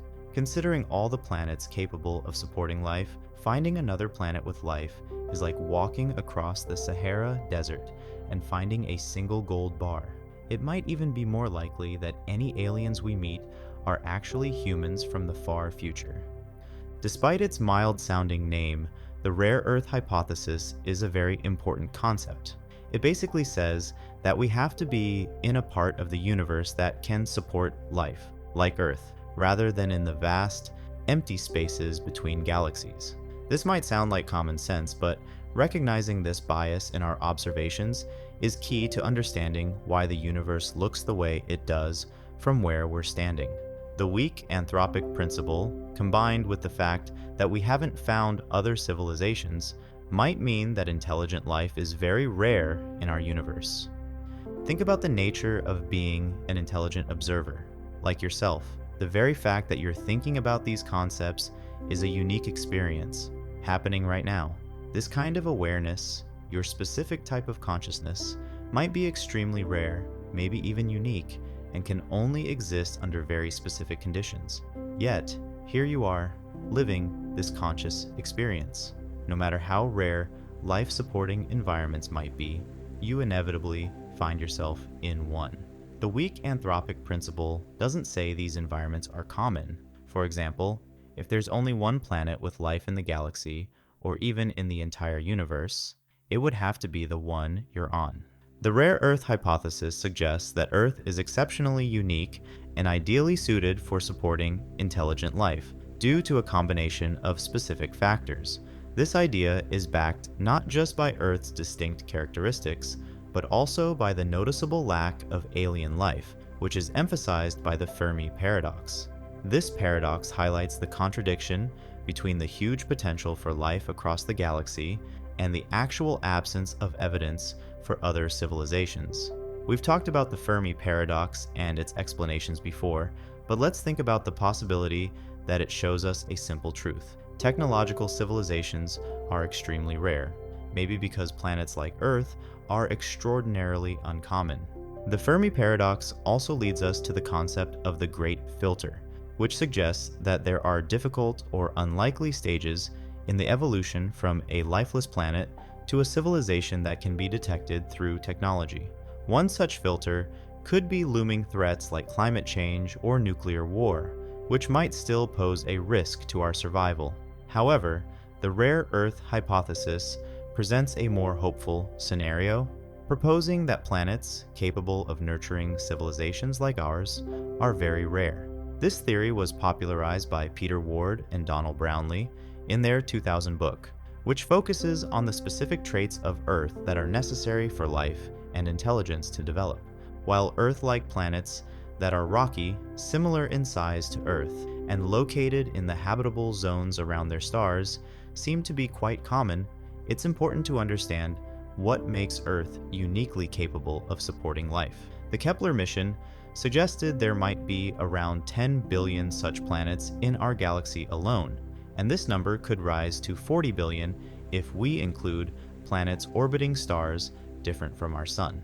This abundance suggests that, statistically, if even one civilization had a slight technological or evolutionary advantage, it could have spread across the Milky Way by now. However, the fact that we've observed no such interstellar colonization hints that truly Earth-like planets with all necessary conditions for complex life might be far rarer than just the simple criteria of size, composition, and orbit suggest. To understand Earth's unique qualities, we can start by identifying the characteristics crucial for life as we know it. If a specific life-supporting trait of Earth is also found on another planet, it might indicate such features are common. Conversely, if certain Earth features are unique in our observations, these could be incredibly rare. The weak anthropic principle reminds us that it's not coincidental we find ourselves on a planet that has these rare life-supporting traits. Given our current understanding and technology, our comparisons are limited to the rocky planets within our own solar system, which provides a context but also shows how little we know about the vast numbers of exoplanets. Two key features make Earth unique: its dynamic interior and its large moon. Firstly, Earth's core is composed of a solid iron inner core surrounded by a molten metal outer core. The movement within this outer core generates a strong magnetic field, which acts as a shield against harmful space radiation and solar storms. Above the core, the mantle is solid yet flows slowly, driving the movement of tectonic plates. Earth's crust is split into these plates that float on the mantle, occasionally sinking back into it through a process called subduction. This tectonic activity is crucial as it leads to significant environmental changes that promote biodiversity by altering ecosystems. It also recycles nutrients, with materials from the crust moving into the mantle and then back to the surface through volcanic activity, which is essential for sustaining a rich biosphere. Secondly, Earth's large moon plays a critical role in stabilizing our planet's climate by moderating its tilt, which helps maintain a relatively stable climate that is conducive to life over long periods. The moon also contributes to the tides, which have been important in the development of life in Earth's early history. In contrast, Mars shows no significant tectonic activity, and Venus, if it has any tectonic movements, shows them on a much more limited scale. Neither Mars nor Venus has a protective magnetic field like Earth's. While it's difficult to know how common tectonic activity is on exoplanets due to our current limitations in technology and knowledge, Earth's combination of dynamic geological activity and a large, stabilizing moon might be rare, setting our planet apart as uniquely suited for life. Earth's moon is unusually large when compared to the moons of other rocky planets in our solar system, a feature that could be extremely rare on a cosmic scale. Its significant size, composition, and orbit suggest it formed from the debris of a massive collision between Earth and a Mars-sized planet early in our planet's history. This catastrophic event likely played a crucial role in shaping conditions favorable for life on Earth. The collision is believed to have sped up Earth's rotation, leading to shorter nights, which are important for the photosynthesis processes that many forms of life rely on. It also established Earth's axial tilt, which is moderate enough to give us seasons that are not too harsh. Our planet's tilt is in what might be considered a Goldilocks zone for climatic stability, which may be rare among planets. Furthermore, the impact is thought to have kick-started tectonic activity by breaking up Earth's early crust. The moon's gravitational pull also contributes to Earth's tectonic dynamics by exerting tidal forces that may stimulate geological activity. Together, these factors have had profound implications for Earth's environment, making it a nurturing home for life. Such a combination of moon-induced effects could be quite uncommon in the galaxy, adding another layer to the uniqueness of our planet. Another interesting theory is that the moon might have influenced the origin of life on Earth. It suggests that life could have started in tidal pools, where the moon's gravitational pull created the right conditions for complex chemicals and early life forms, known as protocells, to develop. Additionally, our entire solar system is quite distinctive compared to others we know about. Insights from the Kepler mission have shown that our system's diversity in planet types is unusual. We have everything from small, rocky planets like Mercury to large gas giants like Jupiter and Saturn. In most other systems, planets tend to be more uniform in size, and large planets like Jupiter and Saturn are rare, appearing in only about 10% of observed systems. Jupiter, in particular, might have been vital for life on Earth. Its strong gravitational pull acts like a cosmic shield, capturing or deflecting many comets and asteroids that might otherwise have collided with Earth. By preventing these potential mass extinction events, Jupiter could have allowed life on Earth to evolve without major disruptions. This role of Jupiter and the diverse makeup of our solar system contribute to the unique conditions that support life on our planet. Several other factors might contribute to Earth's uniqueness, such as its favorable atmosphere, abundant water, and fortunate avoidance of cosmic disasters like gamma-ray bursts. However, what might truly set Earth apart is the unique path of its evolutionary history. While simple life forms might be common throughout the universe, the leap from single-celled to complex life and then to intelligent life could involve extremely rare evolutionary steps. One significant example is the formation of the eukaryotic cell. This appears to have been a rare evolutionary event where two simpler cell types merged, with one becoming the mitochondria within the other. This fusion greatly increased the complexity of the cell, paving the way for the development of multicellular life. Such a rare and complex process might be a crucial factor that makes Earth unique in its ability to support advanced life forms. There have been numerous critical points in Earth's evolutionary history, such as the Cambrian explosion, the asteroid impact that wiped out the dinosaurs, and other events that could have dramatically changed the course of life. It seems that Earth has been incredibly fortunate in its evolutionary journey. The rare Earth hypothesis questions just how much luck has played a role in our planet's development. Many of Earth's life-supporting traits and evolutionary milestones appear to be unique or one-time events. According to the weak anthropic principle, these events could be extremely rare. We can't assume these factors are common until we find more evidence, either by observing similar events on other planets or seeing them happen again. The combination of these highly unlikely factors might mean that intelligent life is very rare. This could be the solution to the Fermi paradox. The galaxy might be as empty as it seems. We might indeed be in one of the only viable locations, looking out from our rare Earth into the vast, uninhabited expanse of the universe.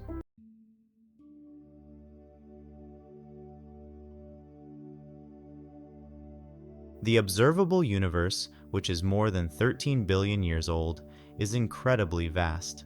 It contains about 2 trillion galaxies, each with billions of stars. In our own Milky Way galaxy, scientists believe there are about 40 billion Earth-like planets in the habitable zones of stars. Given these immense numbers, it seems unlikely that Earth is the only place where life has developed. Discovering life elsewhere would fundamentally change our view of the universe, confirming it as a dynamic, living expanse. Such a discovery could also shift our global mindset, encouraging us to look beyond our minor earthly conflicts. Before searching for extraterrestrial life, we need to first clarify what exactly we are looking for. Considering the vastness and age of our universe, it's likely that different civilizations have appeared at various times, developing along unique paths and at different speeds. This means our search for extraterrestrial life isn't just about vast distances, potentially spanning hundreds of thousands of light years, but also across a broad spectrum of civilizational stages, from primitive to highly advanced. To refine our search, we must develop a clear framework that helps us identify and understand these diverse forms of life in the universe. Human progress can be traced through our increasing ability to harness and use energy. We began with human muscle power, advanced to controlling fire, and then developed machinery to exploit kinetic energy from water and wind. Later, through improvements in technology and materials, we accessed the dense energy stored in fossil fuels, significantly enhancing our civilizational capabilities. Based on such observations, the scientist Nikolai Kardashev developed a scale to categorize civilizations by their energy use, known as the Kardashev scale. This scale, which has been refined over time, classifies civilizations into 4 main types, each marked by their capacity to harness energy from available resources. Given that humanity is our only reference for intelligent life, we should be careful not to generalize based on our unique experiences. Nonetheless, we can draw some useful insights. Humans started with simple tools and a natural curiosity, fueled by competition, a need for resources, and a drive to expand. These factors have been crucial in our own development, leading to significant technological and societal advancements. It seems reasonable to suggest that extraterrestrial beings capable of dominating their planet might exhibit similar traits. Furthermore, if these aliens are subject to the same physical laws as we are, their technological progress might be indicated by their energy consumption, a possible way to measure the advancement of alien civilizations. A Type 1 civilization, known as a planetary civilization, has harnessed all the energy available on its home planet.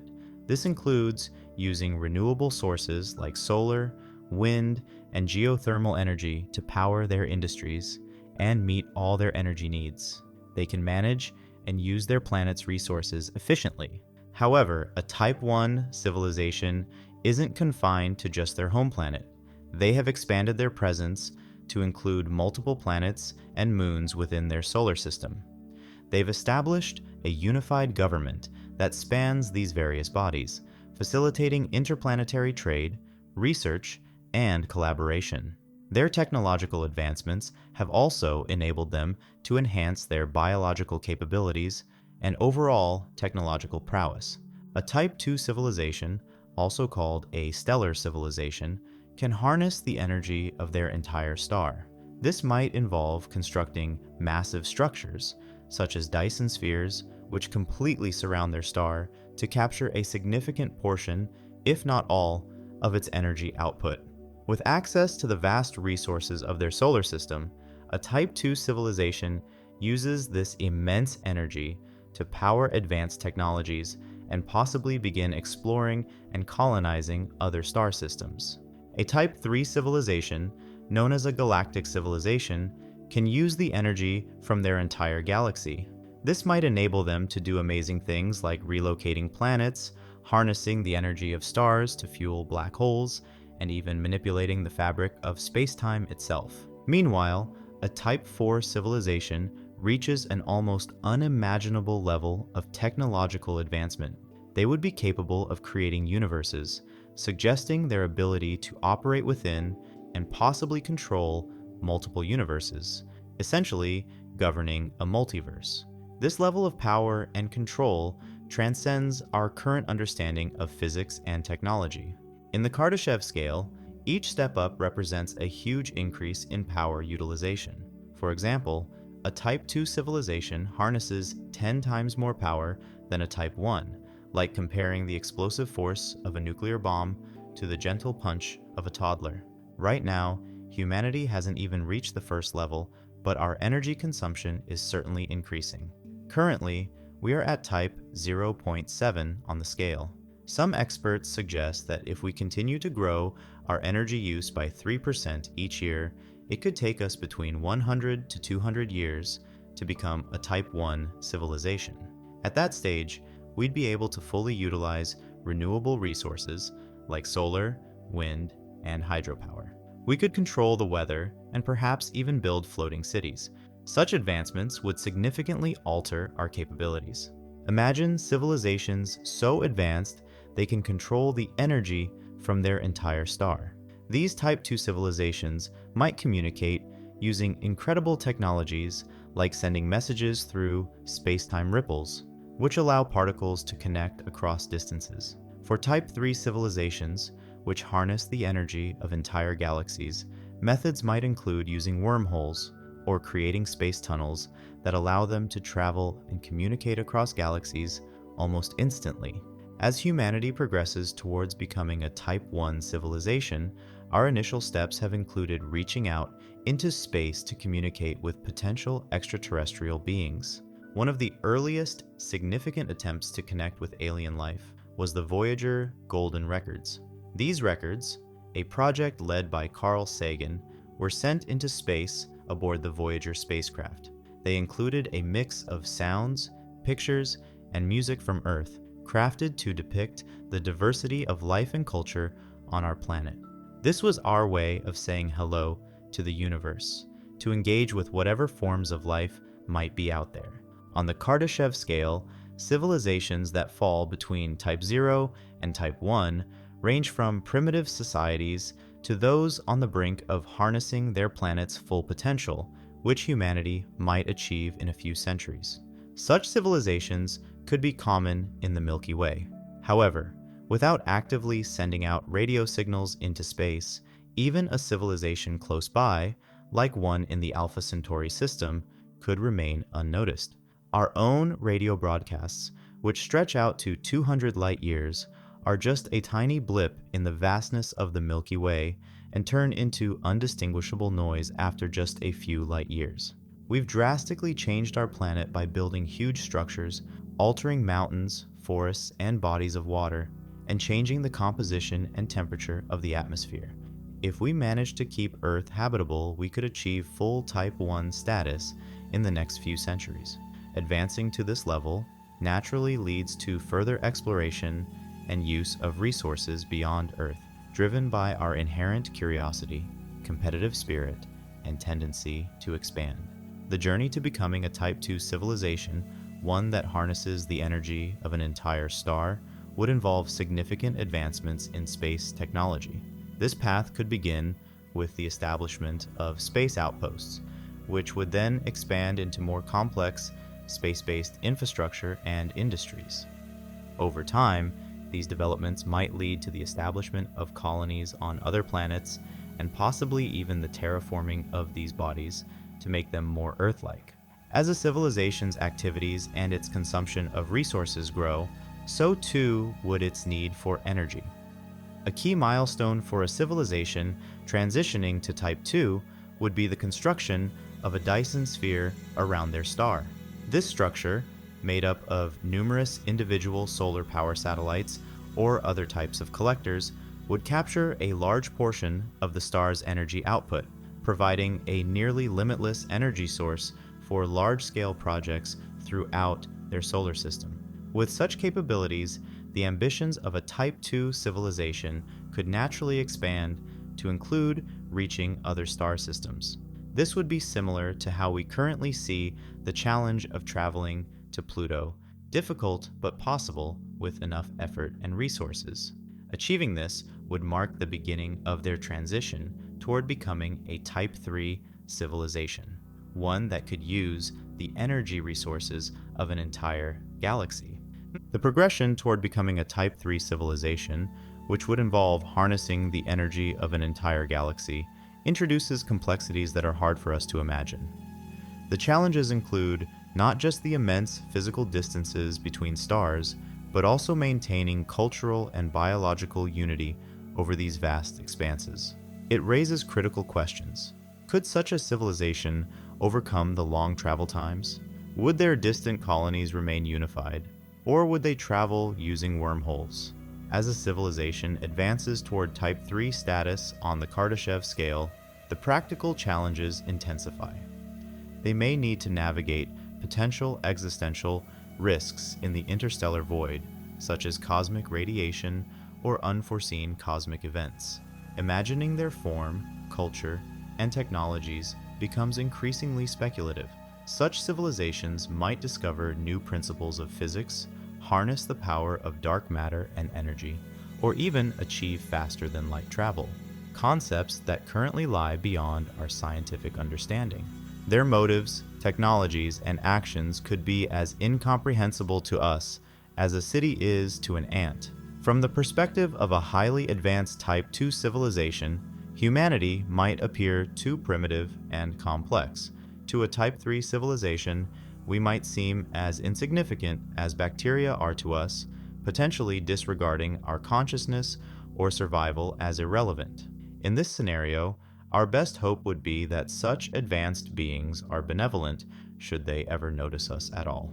The Kardashev scale, which classifies civilizations based on their energy harnessing capabilities, might actually extend beyond what was originally proposed. Some theorists suggest the existence of Type 4 and Type 5 civilizations, which could influence entire galaxy clusters or superclusters, involving thousands of galaxies and trillions of stars. At the very apex of this extended scale lies the hypothetical type Omega civilization, which could manipulate the entire universe or even create new universes. Despite the speculative nature of these classifications, they provide fascinating perspectives on the potential scale of advanced civilizations. If our theories about the capabilities of interstellar civilizations hold any truth, it seems highly unlikely that Type 3 or higher civilizations are present near the Milky Way. Their activities would likely be unmistakable, marked by clear signs such as harvested stars, decaying megastructures, or evidence of large-scale interstellar conflicts. The absence of such evidence suggests that such advanced civilizations do not exist nearby. While it might be disappointing to think that we might not meet highly advanced alien civilizations, there's also a positive side. It suggests that the Milky Way is still mostly open and available for us to explore and possibly settle in the future. This means we have a huge part of our galaxy to ourselves, without the worry of running into a much more advanced civilization that could overpower us.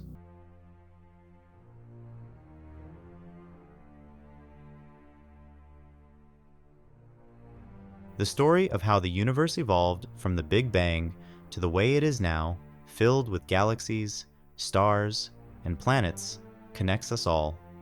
From Earth's point of view, nearly 2/3 of the universe's history had already passed before the Sun and Earth came into existence.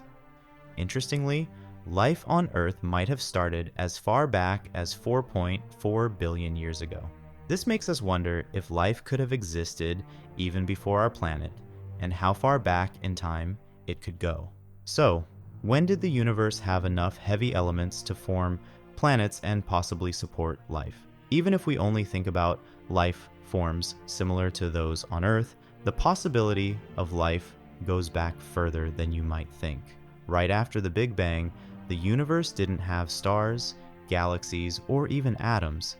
It started as a nearly uniform mix of matter, antimatter, and radiation.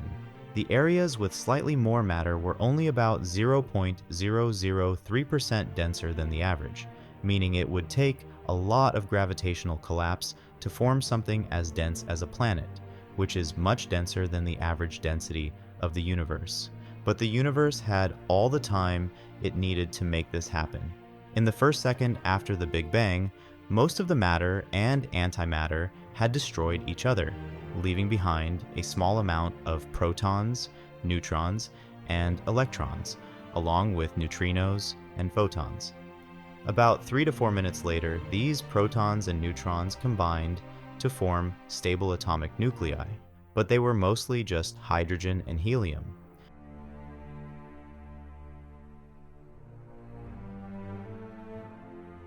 It wasn't until about 380,000 years later, when the universe cooled down enough that electrons could join these nuclei to form neutral atoms. Even then, there were only hydrogen and helium atoms, so the conditions for life, or rocky planets, were not yet in place. Gravitational collapse is a process that changes the structure of the universe over time. It starts slowly, but builds up. The denser a region in space becomes, the better it gets at pulling in more matter. Simulations suggest that the first stars might have formed around 50 to 100 million years after the Big Bang. These first stars were made only of hydrogen and helium, and could be hundreds or even 1,000 times bigger than our Sun. Such massive stars had short lifespans, lasting only 1 million or 2 years. When these massive stars die, it's a huge event because of the fusion processes they go through. All stars turn hydrogen into helium, but the biggest stars go further, fusing helium into carbon, then carbon into other elements like oxygen, neon, magnesium, silicon, and sulfur, and so on until they reach iron, nickel, and cobalt. At this point, the core collapses, causing a supernova explosion that spreads heavy elements throughout the universe. This enriches the space between stars, setting the stage for the formation of rocky planets and organic molecules. As more stars live, burn out, and explode, the next generation of stars becomes richer in heavy elements. Many supernovae result in neutron stars, and when these neutron stars collide, they produce even heavier elements. This process leads to the formation of dense rocky planets and increases the chances of complex organic molecules forming. We don't need the entire universe to be like our solar system. Just a few generations of star life cycles in dense regions are enough to create conditions suitable for life. By the time the universe was 1 billion years old, we see that the most distant objects with measurable heavy elements had as much carbon as our solar system. Other heavy elements accumulated even faster. Carbon might take longer to reach high levels because it's mostly produced in stars that don't explode, unlike the ultra-massive ones that do. While rocky planets don't specifically need carbon, other heavy elements are enough. Phosphorus, for example, is also created in supernovae, despite recent exaggerated reports of its scarcity. It's likely that rocky planets began forming around the most element-rich stars when the universe was between 300 and 500 million years old. If carbon weren't essential for life as we know it, life could have started even earlier. However, for life forms like ours, a sufficient amount of carbon probably wasn't available until the universe was about 1 to 1.5 billion years old, or about 10% of its current age. This is later than the 3 to 4% of its current age needed for rocky planets to form. It's fascinating to consider that the universe had all the necessary elements for life except carbon, which needed the life cycles of the most massive stars similar to our Sun. Looking at Earth's history and the complexity of genomes over time, we find that the simplest forms of life could date back to 9 to 10 billion years ago, rather than 12 to 13 billion years ago. Could this mean that Earth's life originated before the planet itself, or that life could have started billions of years earlier elsewhere, but took extra time to develop here? We can't say for sure. We also don't know the boundary between life and non-life, or whether life on Earth originated here, on a different planet, or even in the depths of interstellar space without a planet. So, how early has life appeared in the universe? While we can't pinpoint an exact moment, we know that the universe has had the necessary ingredients and conditions for life for billions of years.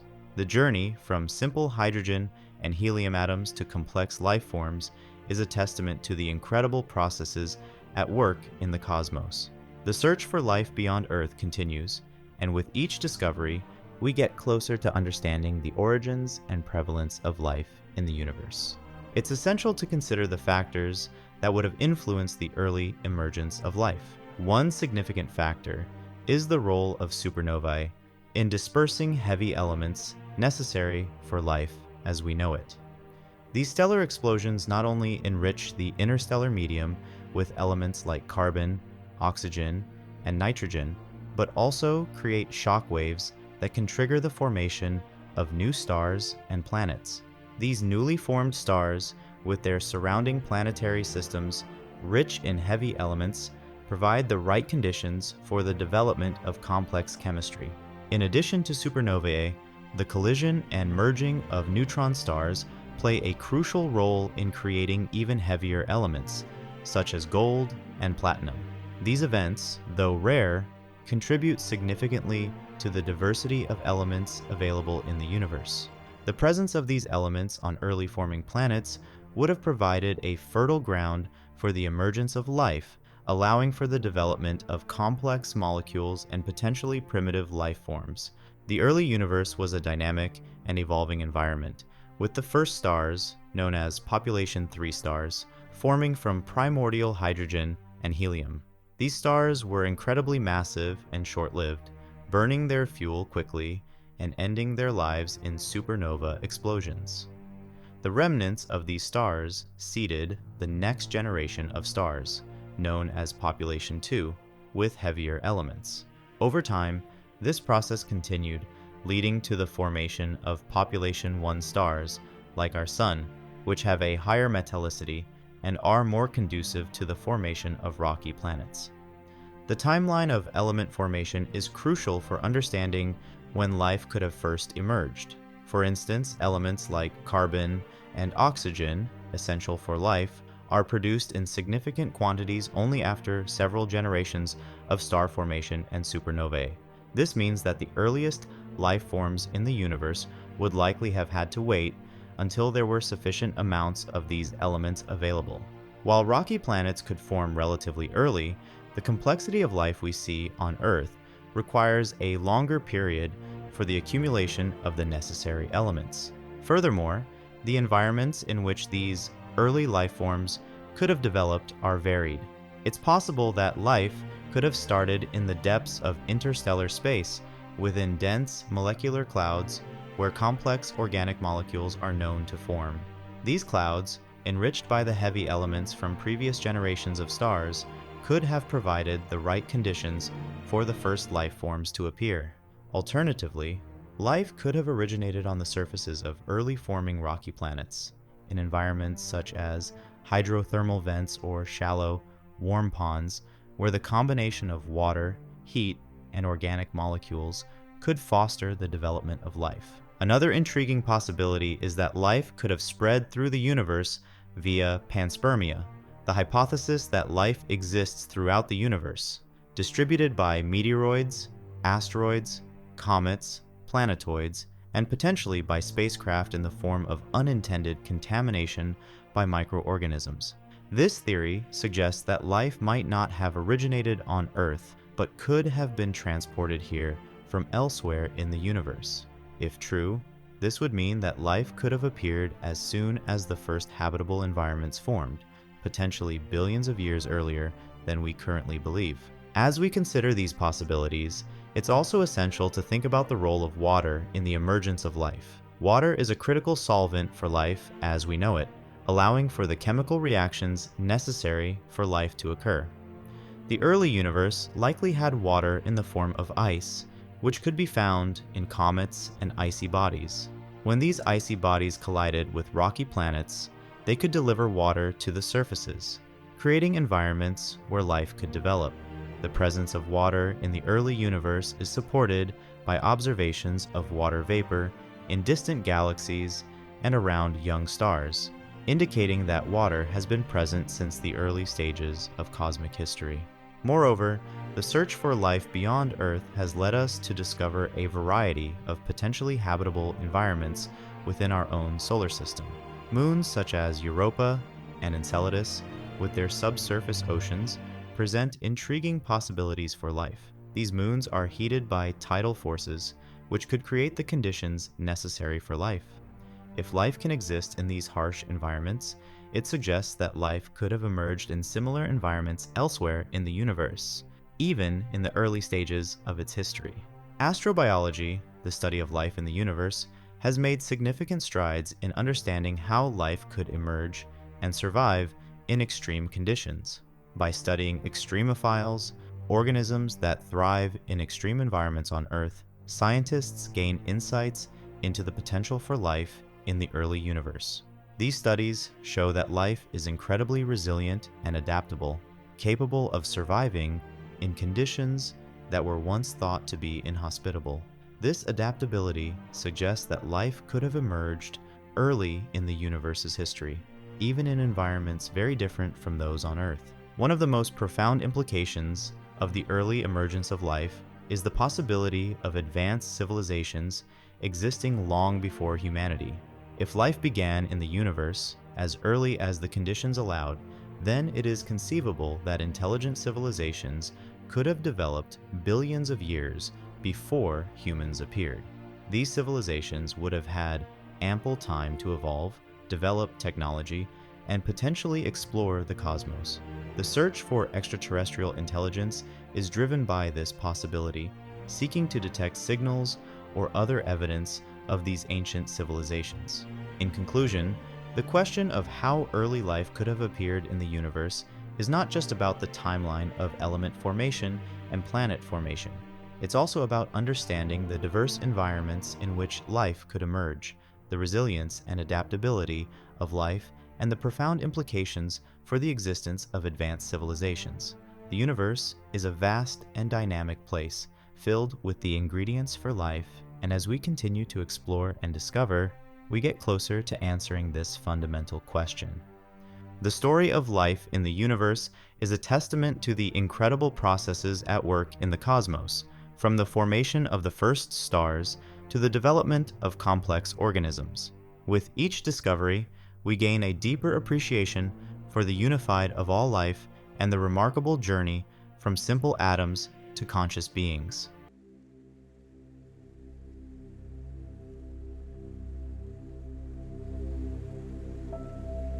I'm sure, being a space enthusiast, you must have questioned how big our universe is. To answer this question, let's start by understanding the scale. The universe is incredibly vast, and the numbers involved are almost unimaginable. Let's start with our home planet, Earth. Earth has a diameter of about 12,742 kilometers. That's big, but it's just a tiny spot compared to the rest of the universe. Next, let's look at our solar system.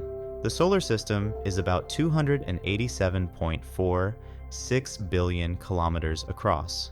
This distance stretches from the Sun to the outer edge of the Oort cloud, a shell of icy objects surrounding our solar system. Even within our solar system, the distances are enormous. For example, it takes light about 8 minutes and 20 seconds to travel from the Sun to Earth, which is about 150 million kilometers. It takes over 5 hours for sunlight to reach Pluto, showing how big our solar system is. Now, let's zoom out to our galaxy, the Milky Way. The Milky Way is a barred spiral galaxy with a diameter of about 100,000 light years. 1 light year is the distance light travels in a year, which is about 9.46 trillion kilometers. So the Milky Way is approximately 946 quadrillion kilometers across. Our solar system is located about 27,000 light years from the galactic center. The Milky Way contains an estimated 100 to 400 billion stars, and possibly even more planets.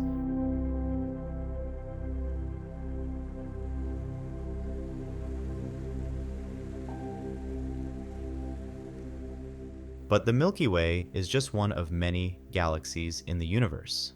Our nearest galactic neighbor is the Andromeda Galaxy, which is about 2.537 million light years away. Andromeda has a diameter of about 220,000 light years, making it more than twice the size of the Milky Way. It contains roughly 1 trillion stars. Let's take a giant leap and look at the observable universe. The observable universe is the part of the universe we can see from Earth. It's estimated to be about 93 billion light years in diameter. That's about 880 yottameters. To put that in perspective, if the entire observable universe were scaled down to the size of the Earth, our entire solar system would be smaller than an atom. That's how vast it is. The observable universe is estimated to contain 2 trillion galaxies, each with hundreds of billions of stars and even more planets. It's mind-boggling to think about the sheer number of celestial objects out there. In the observable universe, there are also cosmic structures like galaxy clusters and superclusters. The largest known structure is the Hercules Corona Borealis Great Wall, a vast cluster of galaxies about 10 billion light years across. We can also detect the cosmic microwave background radiation, which is the afterglow of the Big Bang. This radiation gives us a snapshot of the universe when it was just 380,000 years old and helps us understand the universe's size and age. But here's the thing, the observable universe is just a small part of the entire universe. The universe could be much larger, possibly infinite. We can't see beyond the observable universe because the light from those distant regions hasn't had enough time to reach us. Some theories suggest that the entire universe could be at least 250 times larger than the observable universe. If that's true, the entire universe would be about 23 trillion light years in diameter. The universe is also expanding. This was discovered by Edwin Hubble in the 1920s. He found that galaxies are moving away from us, and the farther away they are, the faster they're moving. This expansion means that the universe is getting bigger all the time. This expansion is driven by something called dark energy, which makes up about 68% of the universe. Dark energy is a mysterious force that's causing the universe to expand at an accelerating rate. Moreover, by studying the cosmic microwave background radiation, scientists have learned a lot about the size, age, and composition of the universe. It shows that the universe is about 13.8 billion years old. So how big is the universe? The observable universe is about 93 billion light years in diameter, but the entire universe could be much larger, possibly infinite. It's filled with billions of galaxies, each containing billions of stars and even more planets. The sheer scale of the universe is truly mind-blowing. Let's consider the vast distances between celestial objects. For instance, the distance between Earth and the Moon is about 384,400 kilometers. While this is a relatively small distance on a cosmic scale, it's still impressive that it took Apollo 11 about 3 days to travel there. This distance is minute compared to the distances within our own solar system. For example, the average distance between the Earth and the Sun, known as an astronomical unit, is about 150 million kilometers. Jupiter, the largest planet in our solar system, orbits the Sun at an average distance of about 5.2 AU, or roughly 778 million kilometers. Beyond Neptune lies the Kuiper Belt, a region filled with icy bodies, and then the Oort cloud, which extends out to around 100,000 AU, or 9.3 trillion kilometers, marking the boundary of our solar system. When we look beyond our solar system, the distances become even more staggering. The closest star to us, Proxima Centauri, is about 4.24 light-years away. A light-year, the distance that light travels in 1 year, is about 9.46 trillion kilometers. This means Proxima Centauri is approximately 40 trillion kilometers away. Even traveling at the speed of the New Horizons spacecraft, which is one of the fastest human-made objects, it would take over 70,000 years to reach Proxima Centauri. Zooming out further, we come to our galaxy, the Milky Way. Our solar system is located in one of the spiral arms of the Milky Way, about 27,000 light-years from the galactic center. The Milky Way is part of a local group of galaxies, which includes Andromeda, the Triangulum Galaxy, and about 54 other smaller galaxies. The Andromeda Galaxy, our nearest spiral galaxy neighbor, is on a collision course with the Milky Way and is expected to merge with our galaxy in about 4.5 billion years, forming a new galaxy that some astronomers refer to as Milkomeda or Milkdromeda. One of the most mind-boggling aspects of the universe's size is that it is not static, but constantly expanding. This expansion, discovered by Edwin Hubble in the 1920s, implies that galaxies are moving away from us, and the farther away they are, the faster they are receding. This observation led to the formulation of Hubble's law and the understanding that the universe began with the Big Bang. The expansion rate, measured by the Hubble constant, is still a topic of research and debate among scientists. The expansion of the universe is driven by dark energy, a mysterious force that makes up about 68% of the universe. Unlike dark matter, which interacts with gravity and helps to hold galaxies together, dark energy works in opposition to gravity, causing the acceleration of the universe's expansion. This means that the universe is not just expanding, but it's doing so at an ever-increasing rate. The exact nature of dark energy remains one of the greatest mysteries in cosmology.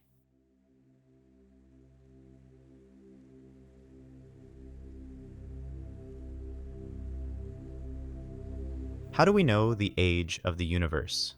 Scientists use several methods to determine its size and age. One key idea is the Big Bang theory.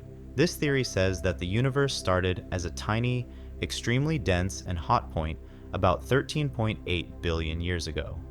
This point then expanded rapidly, creating space, time, and matter. The Big Bang theory is supported by several pieces of evidence. These include the observation of galaxies moving away from us, the presence of light elements, and the cosmic microwave background radiation. One of the most important pieces of evidence for determining the age of the universe is the CMB. Discovered in 1965 by Arno Penzias and Robert Wilson, the CMB is the afterglow of the Big Bang. It is the leftover heat from the early universe, now cooled and stretched to microwave wavelengths because the universe is expanding.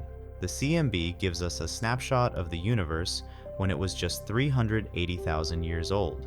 By studying tiny variations in the CMB, scientists can learn about the universe's early conditions and how it evolved. These variations tell us about the distribution of matter and energy in the early universe, helping us estimate its age. The European Space Agency's Planck satellite, launched in 2009, provided the most detailed map of the CMB. By analyzing data from Planck, scientists refined their estimate of the universe's age to 13.8 billion years. Another method for determining the age of the universe involves observing its expansion. In the 1920s, astronomer Edwin Hubble discovered that galaxies are moving away from us. The farther away a galaxy is, the faster it appears to move. This relationship is known as Hubble's law. By measuring the Hubble constant, scientists can estimate the time since the Big Bang, giving us an estimate of the universe's age. Over the years, different methods have been used to measure the Hubble constant, including observing Cepheid stars and studying the CMB. These methods have consistently supported the Big Bang theory and our estimate of the universe's age. Stars also provide valuable clues about the age of the universe. By studying the life cycles of stars, scientists can estimate the ages of the oldest star clusters. One important type of star cluster for this purpose is globular clusters.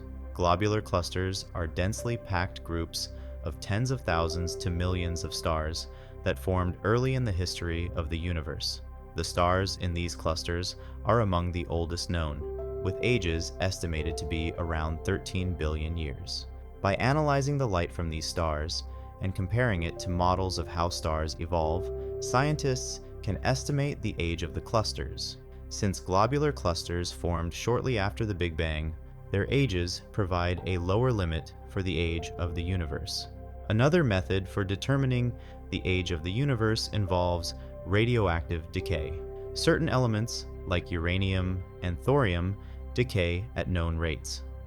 By measuring the ratios of these elements in old stars and meteorites, scientists can estimate the time that has passed since these elements were formed. This technique, called radioactive dating, has provided age estimates consistent with other methods, supporting the idea that the universe is around 13.8 billion years old. Gravitational waves, ripples in spacetime caused by violent cosmic events, offer another way to study the universe's history. First detected in 2015 by the LIGO and Virgo observatories, gravitational waves provide a new way to measure the Hubble constant and the age of the universe. By observing the mergers of neutron stars and black holes, scientists can use gravitational waves to estimate distances and the expansion rate of the universe. This new field of gravitational wave cosmology promises to provide even more precise estimates of the universe's age. According to general relativity, our universe has specific characteristics. It is uniformly dense at large scales, has consistent laws and properties, and the Big Bang occurred everywhere at once. These characteristics create a unique link between the universe's age and its history of expansion. To determine this, we rely on various observations. These include direct measurements of the brightness and distance of celestial objects, which help us build the cosmic distance ladder.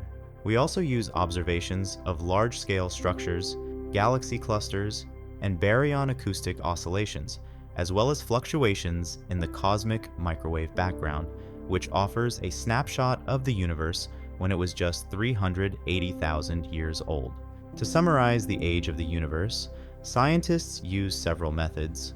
These include studying the cosmic microwave background, observing redshifts of distant galaxies, analyzing the life cycles of stars in globular clusters, and exploring the effects of dark matter and dark energy.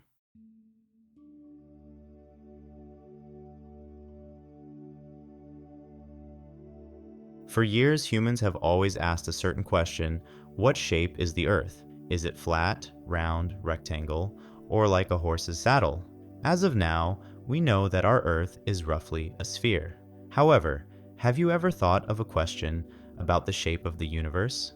As scientists have discovered, the universe is expanding infinitely and not slowing down, but its shape is still a topic of debate.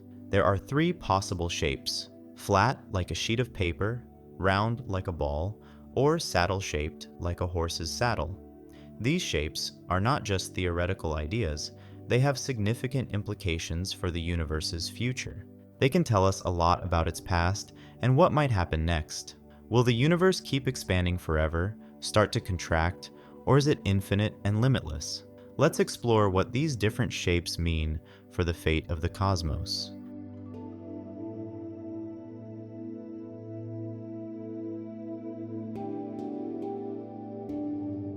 The overall shape of the universe depends on two main factors: its density and the rate of its expansion.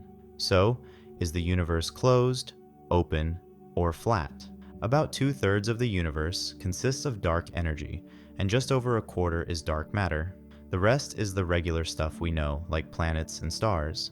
When scientists talk about the density of the universe, they mean how much matter and energy is packed into a given space. If the universe has enough density for gravity to balance its expansion, it will take on a spherical shape, known as a closed universe. A closed universe would be finite, but without any boundaries, meaning you could travel endlessly without ever hitting an edge. On the other hand, if the universe doesn't have enough density to stop its expansion, it will be saddle-shaped, known as an open universe. However, the most reliable scientific data suggests that the universe is flat. In a flat universe, the density is just right, allowing it to expand in all directions without any curvature. What does it mean when we say the universe is flat? This flatness isn't like a two-dimensional surface we see every day. Instead, imagine you're in one corner of a square room. Walk 10 feet to the next corner along the wall, then make a 90-degree turn.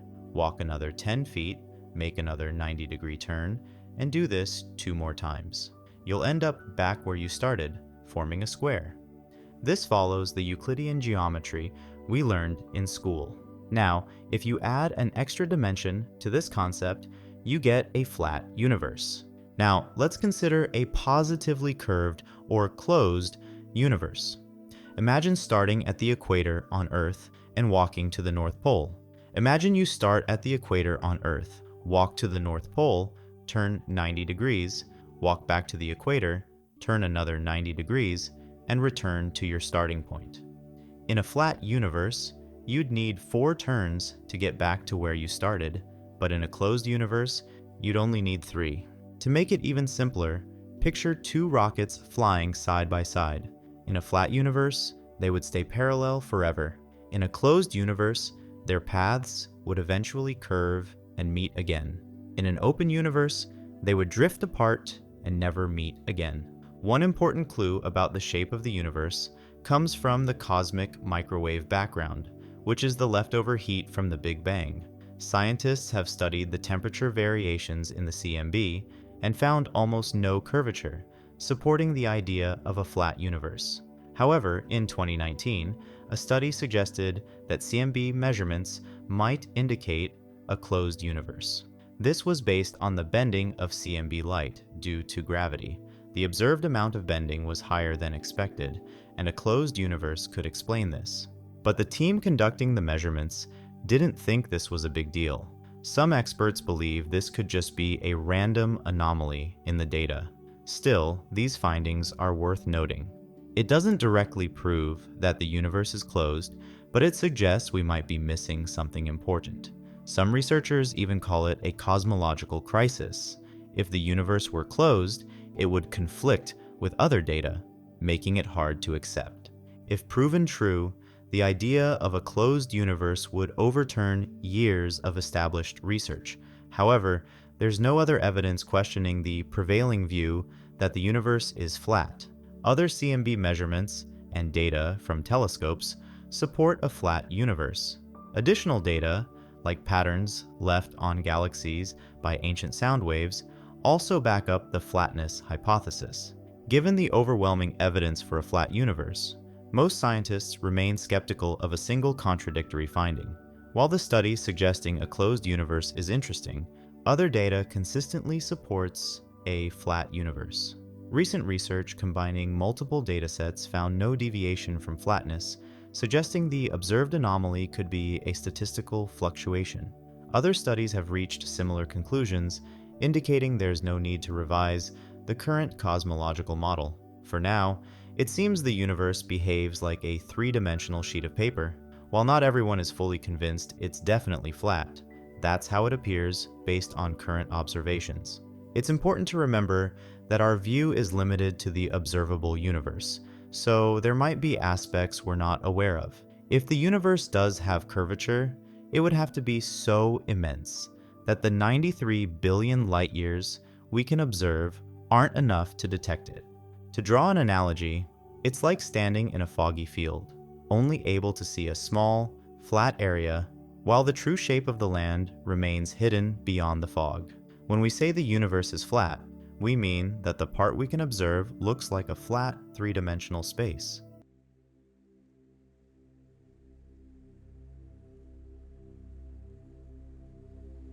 Galaxies are massive collections of stars scattered across the universe, and counting them is a challenging task for several reasons. Firstly, there are billions of galaxies, making it a monumental effort to count them all. Secondly, our telescopes have limitations. They need to be large and situated in space to avoid the blurring effects of Earth's atmosphere for the best results. A good example of these challenges is the Extreme Deep Field Image, created from 10 years of photos taken by the Hubble Space Telescope. This image was made by observing a tiny part of the sky for 50 days.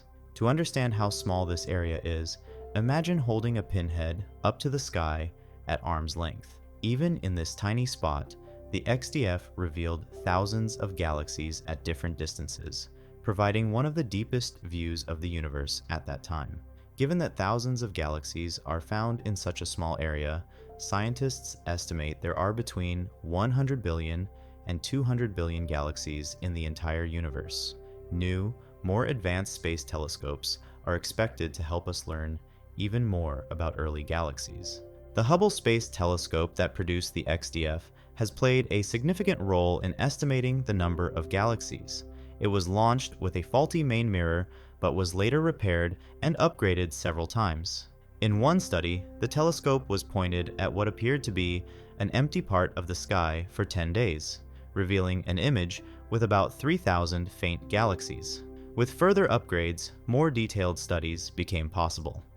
One study produced an image called the Ultra Deep Field, which showed about 10,000 galaxies in a small area of the sky. Another study, using better instruments, focused on part of the Ultra Deep Field and found about 5,500 galaxies in an even smaller area. Now, with this understanding of the sheer number of galaxies in the universe, let's dive into a question that often puzzles many. If the universe is expanding, where is the center? To answer this, we need to first understand what we mean by the universe expanding. Imagine blowing up a balloon. As the balloon inflates, every point on its surface moves away from every other point. Similarly, as the universe expands, every galaxy moves away from every other galaxy. Here's the interesting part. In this balloon analogy, there is no single center on the surface of the balloon. Every point is moving away from every other point. So from any galaxy's perspective, it looks like it's at the center of the expansion. This means that there is no central point in the universe from which everything is expanding. Instead, the expansion is happening everywhere, uniformly. It's like baking raisin bread. As the dough rises, all the raisins move away from each other, but there's no specific center raisin that all others are moving away from. So, when we say the universe is expanding, we're talking about an increase in the distance between galaxies, not an expansion from a specific central point. This expansion is a key piece of evidence for the Big Bang theory, which posits that the universe began as a hot, dense point and has been expanding ever since. Now, you might wonder, if there is no center to the expansion, where does this leave us in the universe? Are we at a special point? The answer is no. Observations show that the universe looks roughly the same in every direction, a concept known as isotropy. This suggests that no matter where you are in the universe, it will appear as if you're at the center of the expansion. This brings us to the idea of homogeneity, which means that on a large scale, the universe is the same everywhere. These concepts of isotropy and homogeneity are fundamental to our current understanding of cosmology and support the idea that there is no special location or center of the universe. So, the next time you look up at the night sky and marvel at the countless galaxies, remember that each one is moving away from the others, and there is no center to this grand cosmic dance. The universe is expanding everywhere, all at once, with no single point as the origin of this expansion.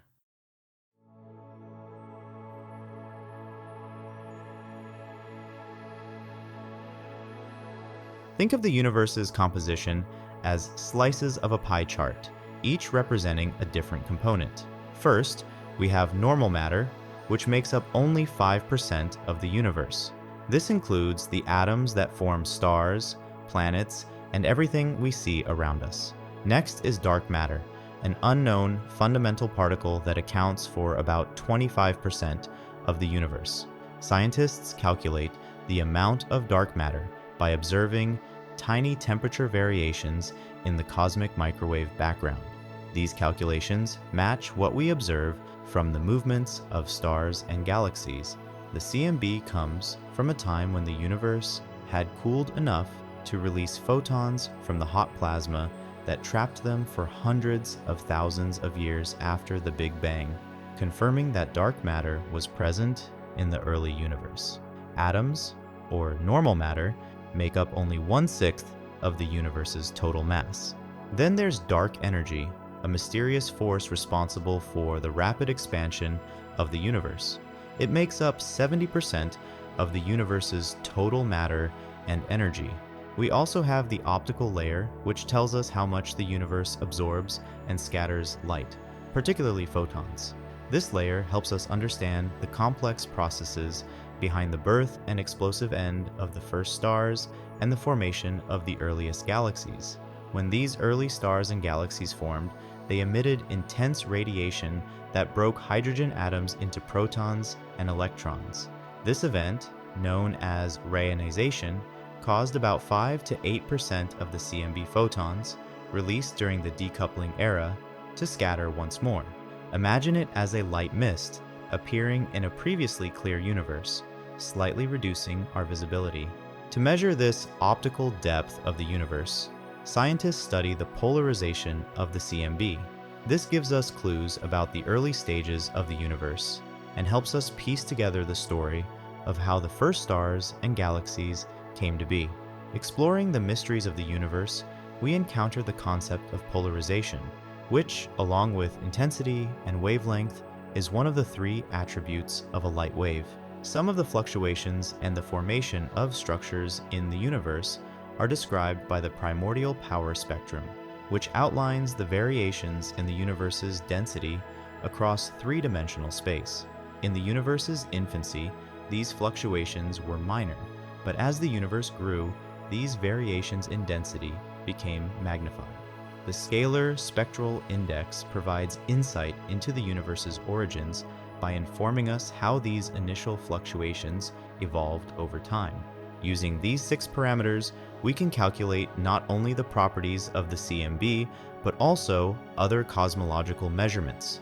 For example, we can determine the universe's age to be 13.8 billion years, with a margin of error of 40 million years. The most restrictive observation comes from the CMB anisotropy, which are the subtle temperature variations. The standard cosmological model aligns well with all observations across various scientific disciplines, including physics and astronomy. One of the most important tools for studying the universe is the telescope. From early telescopes to modern ones, telescopes allow us to observe distant objects in space, from planets and stars to galaxies and nebulae. There are different types of telescopes designed to observe different wavelengths of light, from visible light to radio waves and even X-rays. Optical telescopes, like the famous Hubble Space Telescope, capture light in the visible spectrum, providing stunning images of distant galaxies and nebulae. Radio telescopes, like the Arecibo Observatory, detect radio waves emitted by celestial objects, helping us study phenomena like pulsars and black holes. X-ray telescopes, like the Chandra X-ray Observatory, observe high-energy events like supernovae and the regions around black holes. In addition to telescopes, scientists have launched numerous space missions. Space probes and satellites travel beyond Earth's atmosphere, providing a clearer view of the cosmos without the interference of our planet's atmosphere. For example, the Voyager probes, launched in the 1970s, have traveled beyond our solar system. sending back data about the outer planets and the interstellar medium.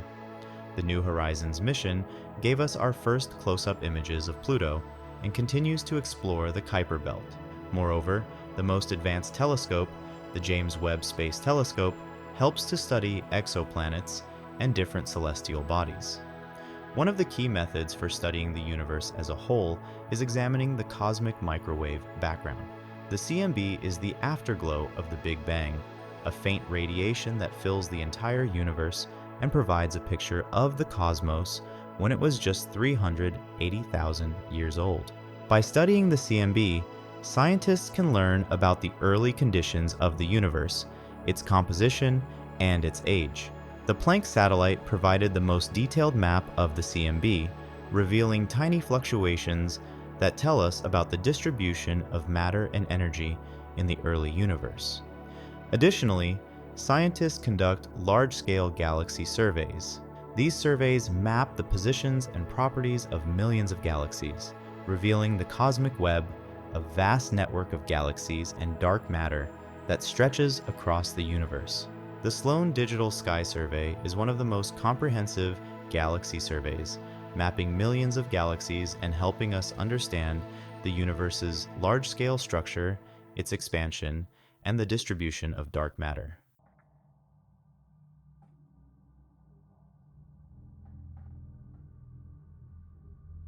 Considering the vastness of the universe, it's intriguing to ponder our significance within it. Are we unique in the cosmic scheme, or just one of numerous life forms potentially scattered throughout the cosmos? This leads to the question, was the universe specifically designed with us in mind? This idea is encapsulated in the anthropic principle, which suggests that the universe's fundamental laws and constants seem meticulously calibrated to support life, especially intelligent life like humans. For instance, the precise values of gravitational force, the strength of electromagnetic interactions, and the characteristics of atoms are essential for life. Any slight variations in these constants could make life as we know it impossible. So, does this precision in the universe's design suggest it was crafted specifically for us?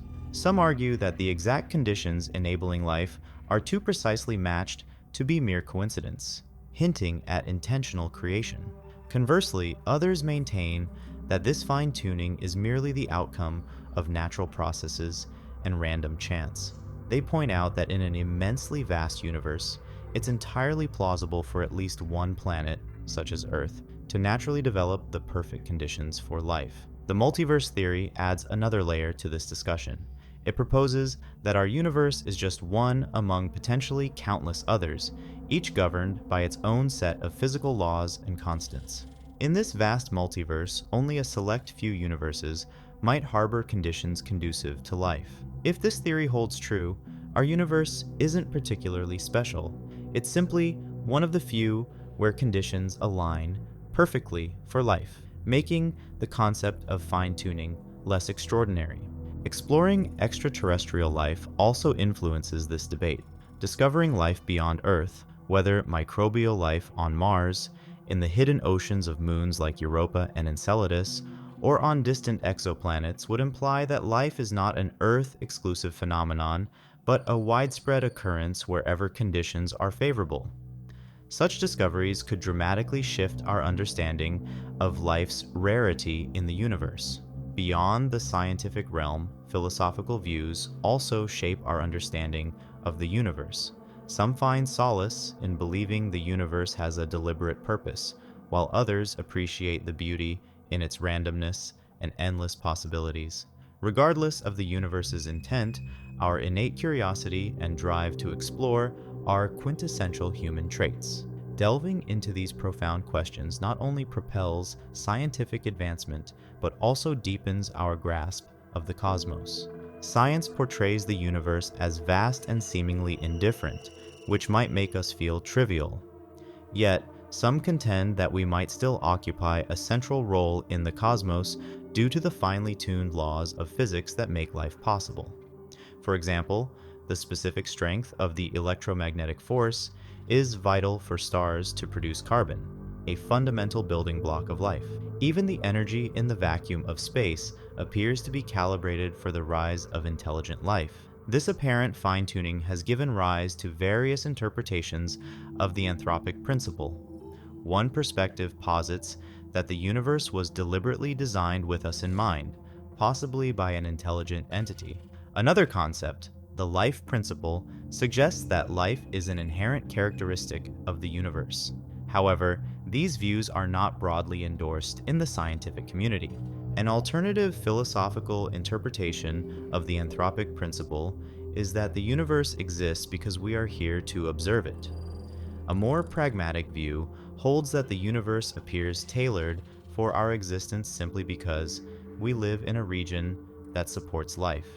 This might be explained by the existence of multiple universes, each governed by different physical laws, with ours being one of the few capable of supporting life.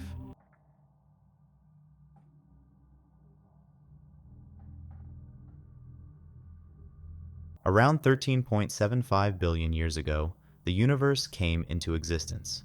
Shortly thereafter, the first light began to spread across the cosmos, marking the early stages of the universe's expansion. Initially, this expansion happened rapidly, but soon after, it decelerated. However, influenced by dark energy, the expansion rate has been accelerating over time. Essentially, the universe has been expanding increasingly faster since its inception. Cosmologists estimate that the oldest photons we can observe have traveled between 45 and 47 billion light years from the Big Bang. This suggests that the diameter of the observable universe is about 93 billion light years, give or take. This observable universe includes everything visible to us, from the smallest particles like quarks to the largest structures like quasars, stars, planets, nebulae, and black holes. It's important to note that the observable universe is limited to the light that has reached us. But how can the observable universe be 93 billion light years across if the universe itself is only about 13.8 billion years old? This seeming contradiction is resolved by understanding a fundamental concept in physics. According to the theory of special relativity, objects close to each other cannot exceed the speed of light relative to each other. However, this limit doesn't apply to distant objects, particularly when the space between them is expanding.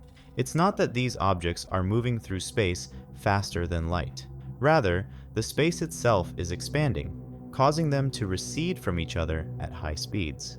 To reach the edge of the observable universe, one would need to surpass the speed of light, a feat considered impossible by most physicists, or find a way around the constraints of space-time, perhaps through theoretical constructs like wormholes or warp drives, though these two are deemed highly speculative. According to the concept of cosmic inflation, the universe could be at least 10 to the power of 23 times larger than what we can observe.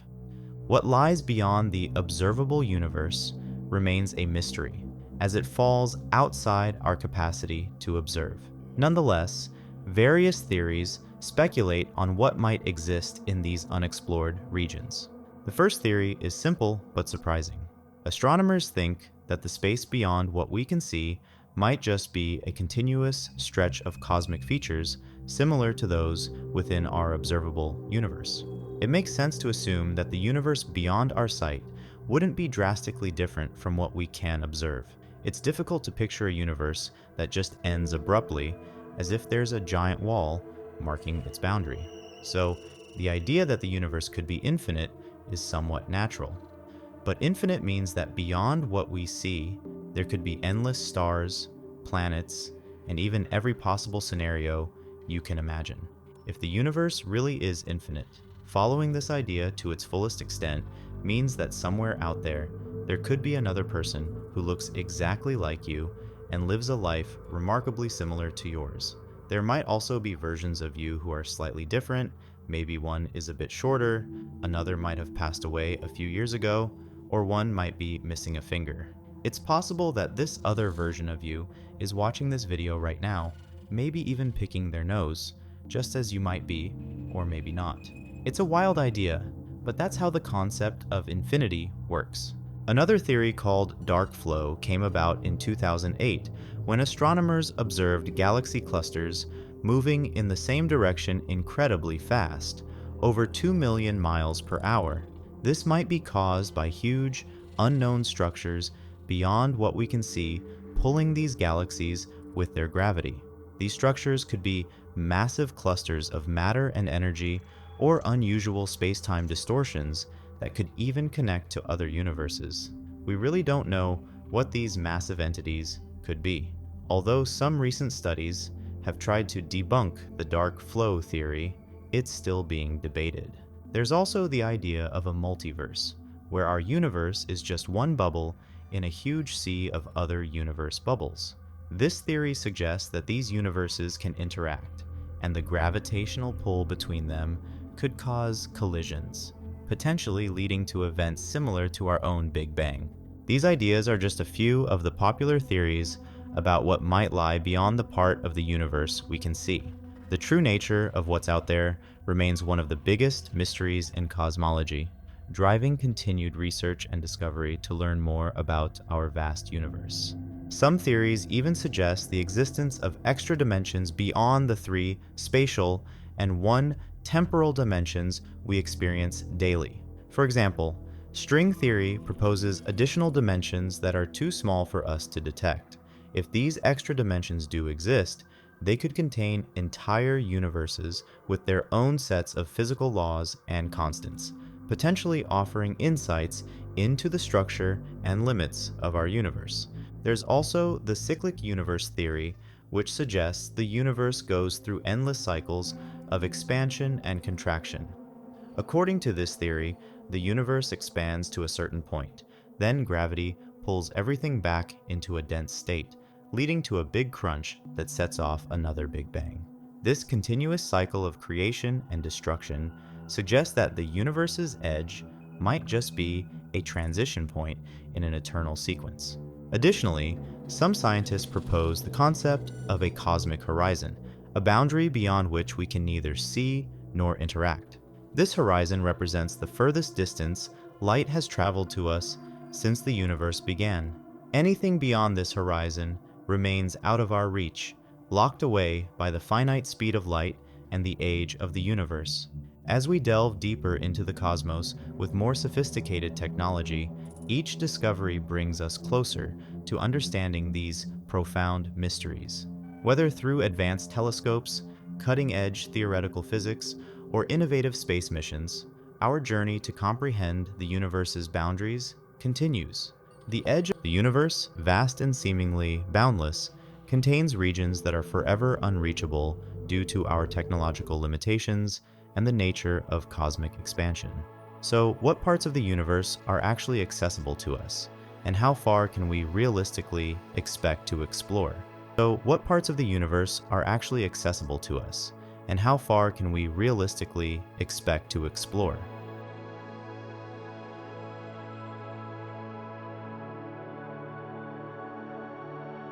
When we gaze up at the night sky, it might seem eternal, but stars have their life cycles, and these don't last indefinitely.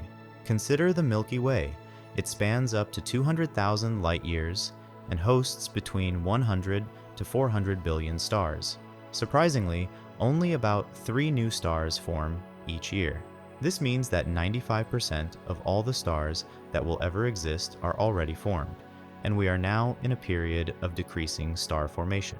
As this rate drops, we approach what could be seen as the twilight of the universe's stellar era. Moreover, the universe itself continues to expand, moving away from us. The Milky Way is part of a larger assembly known as the Local Group, which includes the Andromeda Galaxy and over 50 dwarf galaxies, covering about 10 million light-years.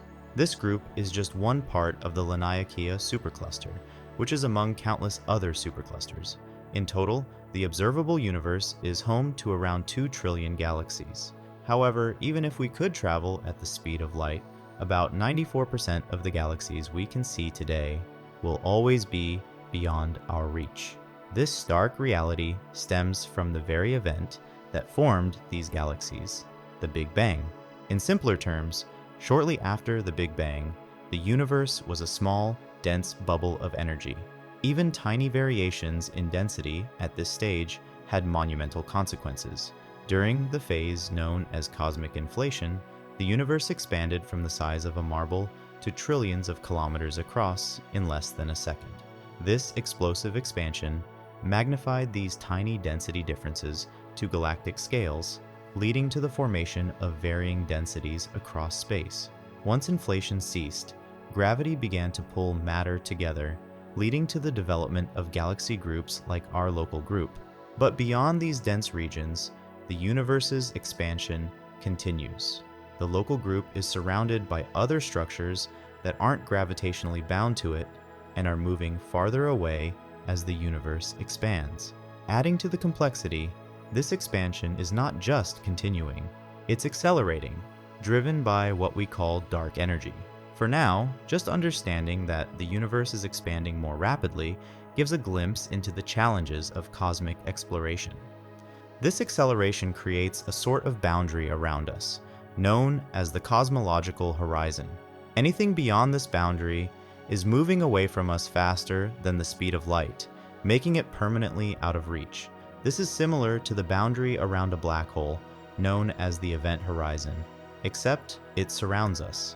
94% of the galaxies we can currently see have passed this boundary and are forever moving away from us. You might wonder how we can still see these galaxies if they're unreachable. It's because light travels over time, and we are seeing the light from these galaxies as it was when they were closer to us.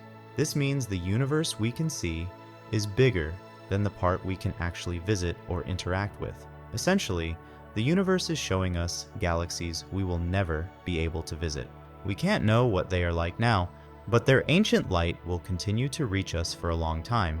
Eventually, all structures outside of our local group will cross this boundary, and we won't be able to see them anymore. However, about 6% of the observable universe is still within our reach, made up of galaxy groups less than 18 billion light-years away. Although they are also moving away, they are doing so slowly enough that they remain accessible for now, though this opportunity is diminishing. Even a highly advanced civilization would struggle immensely to reach these groups. For instance, it would take 11 million years at the speed of light to reach the Maffei group, the nearest galaxy group outside our own local group. Given our current technology, it's highly unlikely that humans will ever travel beyond the local group. This group of galaxies is probably the largest cosmic structure we will ever explore. Even traveling between stars within the local group would be an enormous feat. Simply colonizing this small part of the universe would be a significant achievement, representing just a tiny slice of all we can observe. As dark energy continues to influence the universe's expansion, the galaxies within the local group will become more tightly bound by gravity. Eventually, these galaxies will merge into a single, large, elliptical galaxy, which has been tentatively named Milkdromda. This merger, expected to happen in a few billion years, may even spark a brief period of new star formation. However, galaxies outside of Milkdromda will eventually drift too far away to be seen. At that point, we will no longer receive any information from beyond the local group. In the distant future, any beings living in Milkdromda might believe that their galaxy is the entire universe. Looking out into space, they will see only emptiness. They won't know about the cosmic background radiation or the Big Bang and might assume the universe is static and unchanging. Milkdromda will be like a dark, isolated island in the universe. Nevertheless, with its trillion stars, the local group offers a vast space for humanity to explore for many years to come. We haven't even left our solar system yet, and we have billions of years to explore our galaxy. We are lucky to live at a time when we can still observe both our future and our distant past. We currently live in a world with 3 dimensions, including up and down, left and right, and forward and backward. These are the directions in which we can move. Time is another dimension we experience, moving from the past to the future. Together, these make up what we call space-time. In physics, dimensions are like different directions you can move. You can think of them as the lines on a graph. Normally, we only experience 3 dimensions. But what if there are more dimensions that we can't see? Theories like string theory and M theory from the world of theoretical physics suggest there might be extra dimensions. According to string theory, the smallest parts of our universe are not points, but tiny vibrating loops of energy called strings. The mathematics behind string theory suggests there need to be 10 or 11 dimensions for everything to work out. String theory tries to explain all of nature's forces, gravity, electromagnetism, and the nuclear forces by saying everything is made up of these strings. The different ways the strings vibrate make up different particles. Why don't we see these extra dimensions? They might be incredibly small and tightly folded, making them impossible to detect with our current tools.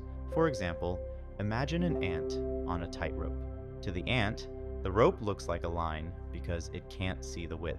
Similarly, these extra dimensions are there, but they are too small or hidden for us to notice. If these higher dimensions do exist, they could help us understand some of physics' biggest questions, like why gravity is much weaker compared to other forces. Maybe gravity spreads out into these extra dimensions, which would explain why it seems weaker in our 3-dimensional world. Higher dimensions might help us understand the basic nature of particles and forces better. They could link all the different natural forces into one big framework, which could lead to new technologies and a deeper knowledge of the universe. Scientists are trying to find evidence of these higher dimensions. One way they do this is by looking for small changes in gravity's behavior at very tiny scales. If higher dimensions are real, they could cause slight unusual effects in how gravity works, which we might spot in lab experiments. Another method involves using high-energy particle collisions, like those at the Large Hadron Collider. These experiments smash particles together at high speeds, and if any particles disappear into higher dimensions, it could hint that these dimensions exist. There are also other interesting ideas about higher dimensions. For example, some theories suggest that our universe might be a 3-dimensional brain, floating in a space with more dimensions. In this idea of a brain world, our universe could be just one of many parallel universes, each existing as a separate brain in a space with more dimensions. This raises exciting possibilities about how these universes might affect each other, such as through gravity or by exchanging particles. Another idea related to higher dimensions is the multiverse theory. This theory suggests that our universe is just one bubble in a vast sea of other universes, each in a higher dimensional space. These different universes could have their own sets of physical rules and might even interact with each other. For example, when these universes collide, it could create a huge explosion similar to the Big Bang that started our universe. While the concept of higher dimensions is fascinating, it's still just a theory. One of the biggest hurdles is that these dimensions are not something we can currently see or measure directly. To detect them, we would need extremely high energy levels or very precise measurements that are beyond our current capabilities. Mathematics is essential in helping us understand the concept of higher dimensions. Many theories suggesting the existence of these extra dimensions heavily depend on complex mathematical ideas from geometry, topology, and algebra. These branches of math help us picture and make sense of spaces that go beyond our usual 3-dimensional understanding. Mathematicians and physicists collaborate to create models that hypothesize how these higher dimensions might affect what we can observe in the universe. These models are then put to the test through various experiments and observations. Quantum mechanics, which looks at how particles behave at incredibly small scales, could also be impacted by higher dimensions. The weird and often puzzling behaviors we see in quantum mechanics might be due to interactions happening in spaces with more than 3 dimensions. So, are there really higher dimensions in the universe? While we don't have solid proof yet, the possibility of higher dimensions is a thrilling and active field of research in theoretical physics. If these dimensions do exist, they could dramatically change our understanding of the universe and reveal new secrets about the nature of reality. As we keep diving into these intriguing ideas, who knows what we might uncover? The universe is full of mysteries, and higher dimensions could be one of the crucial elements in solving them.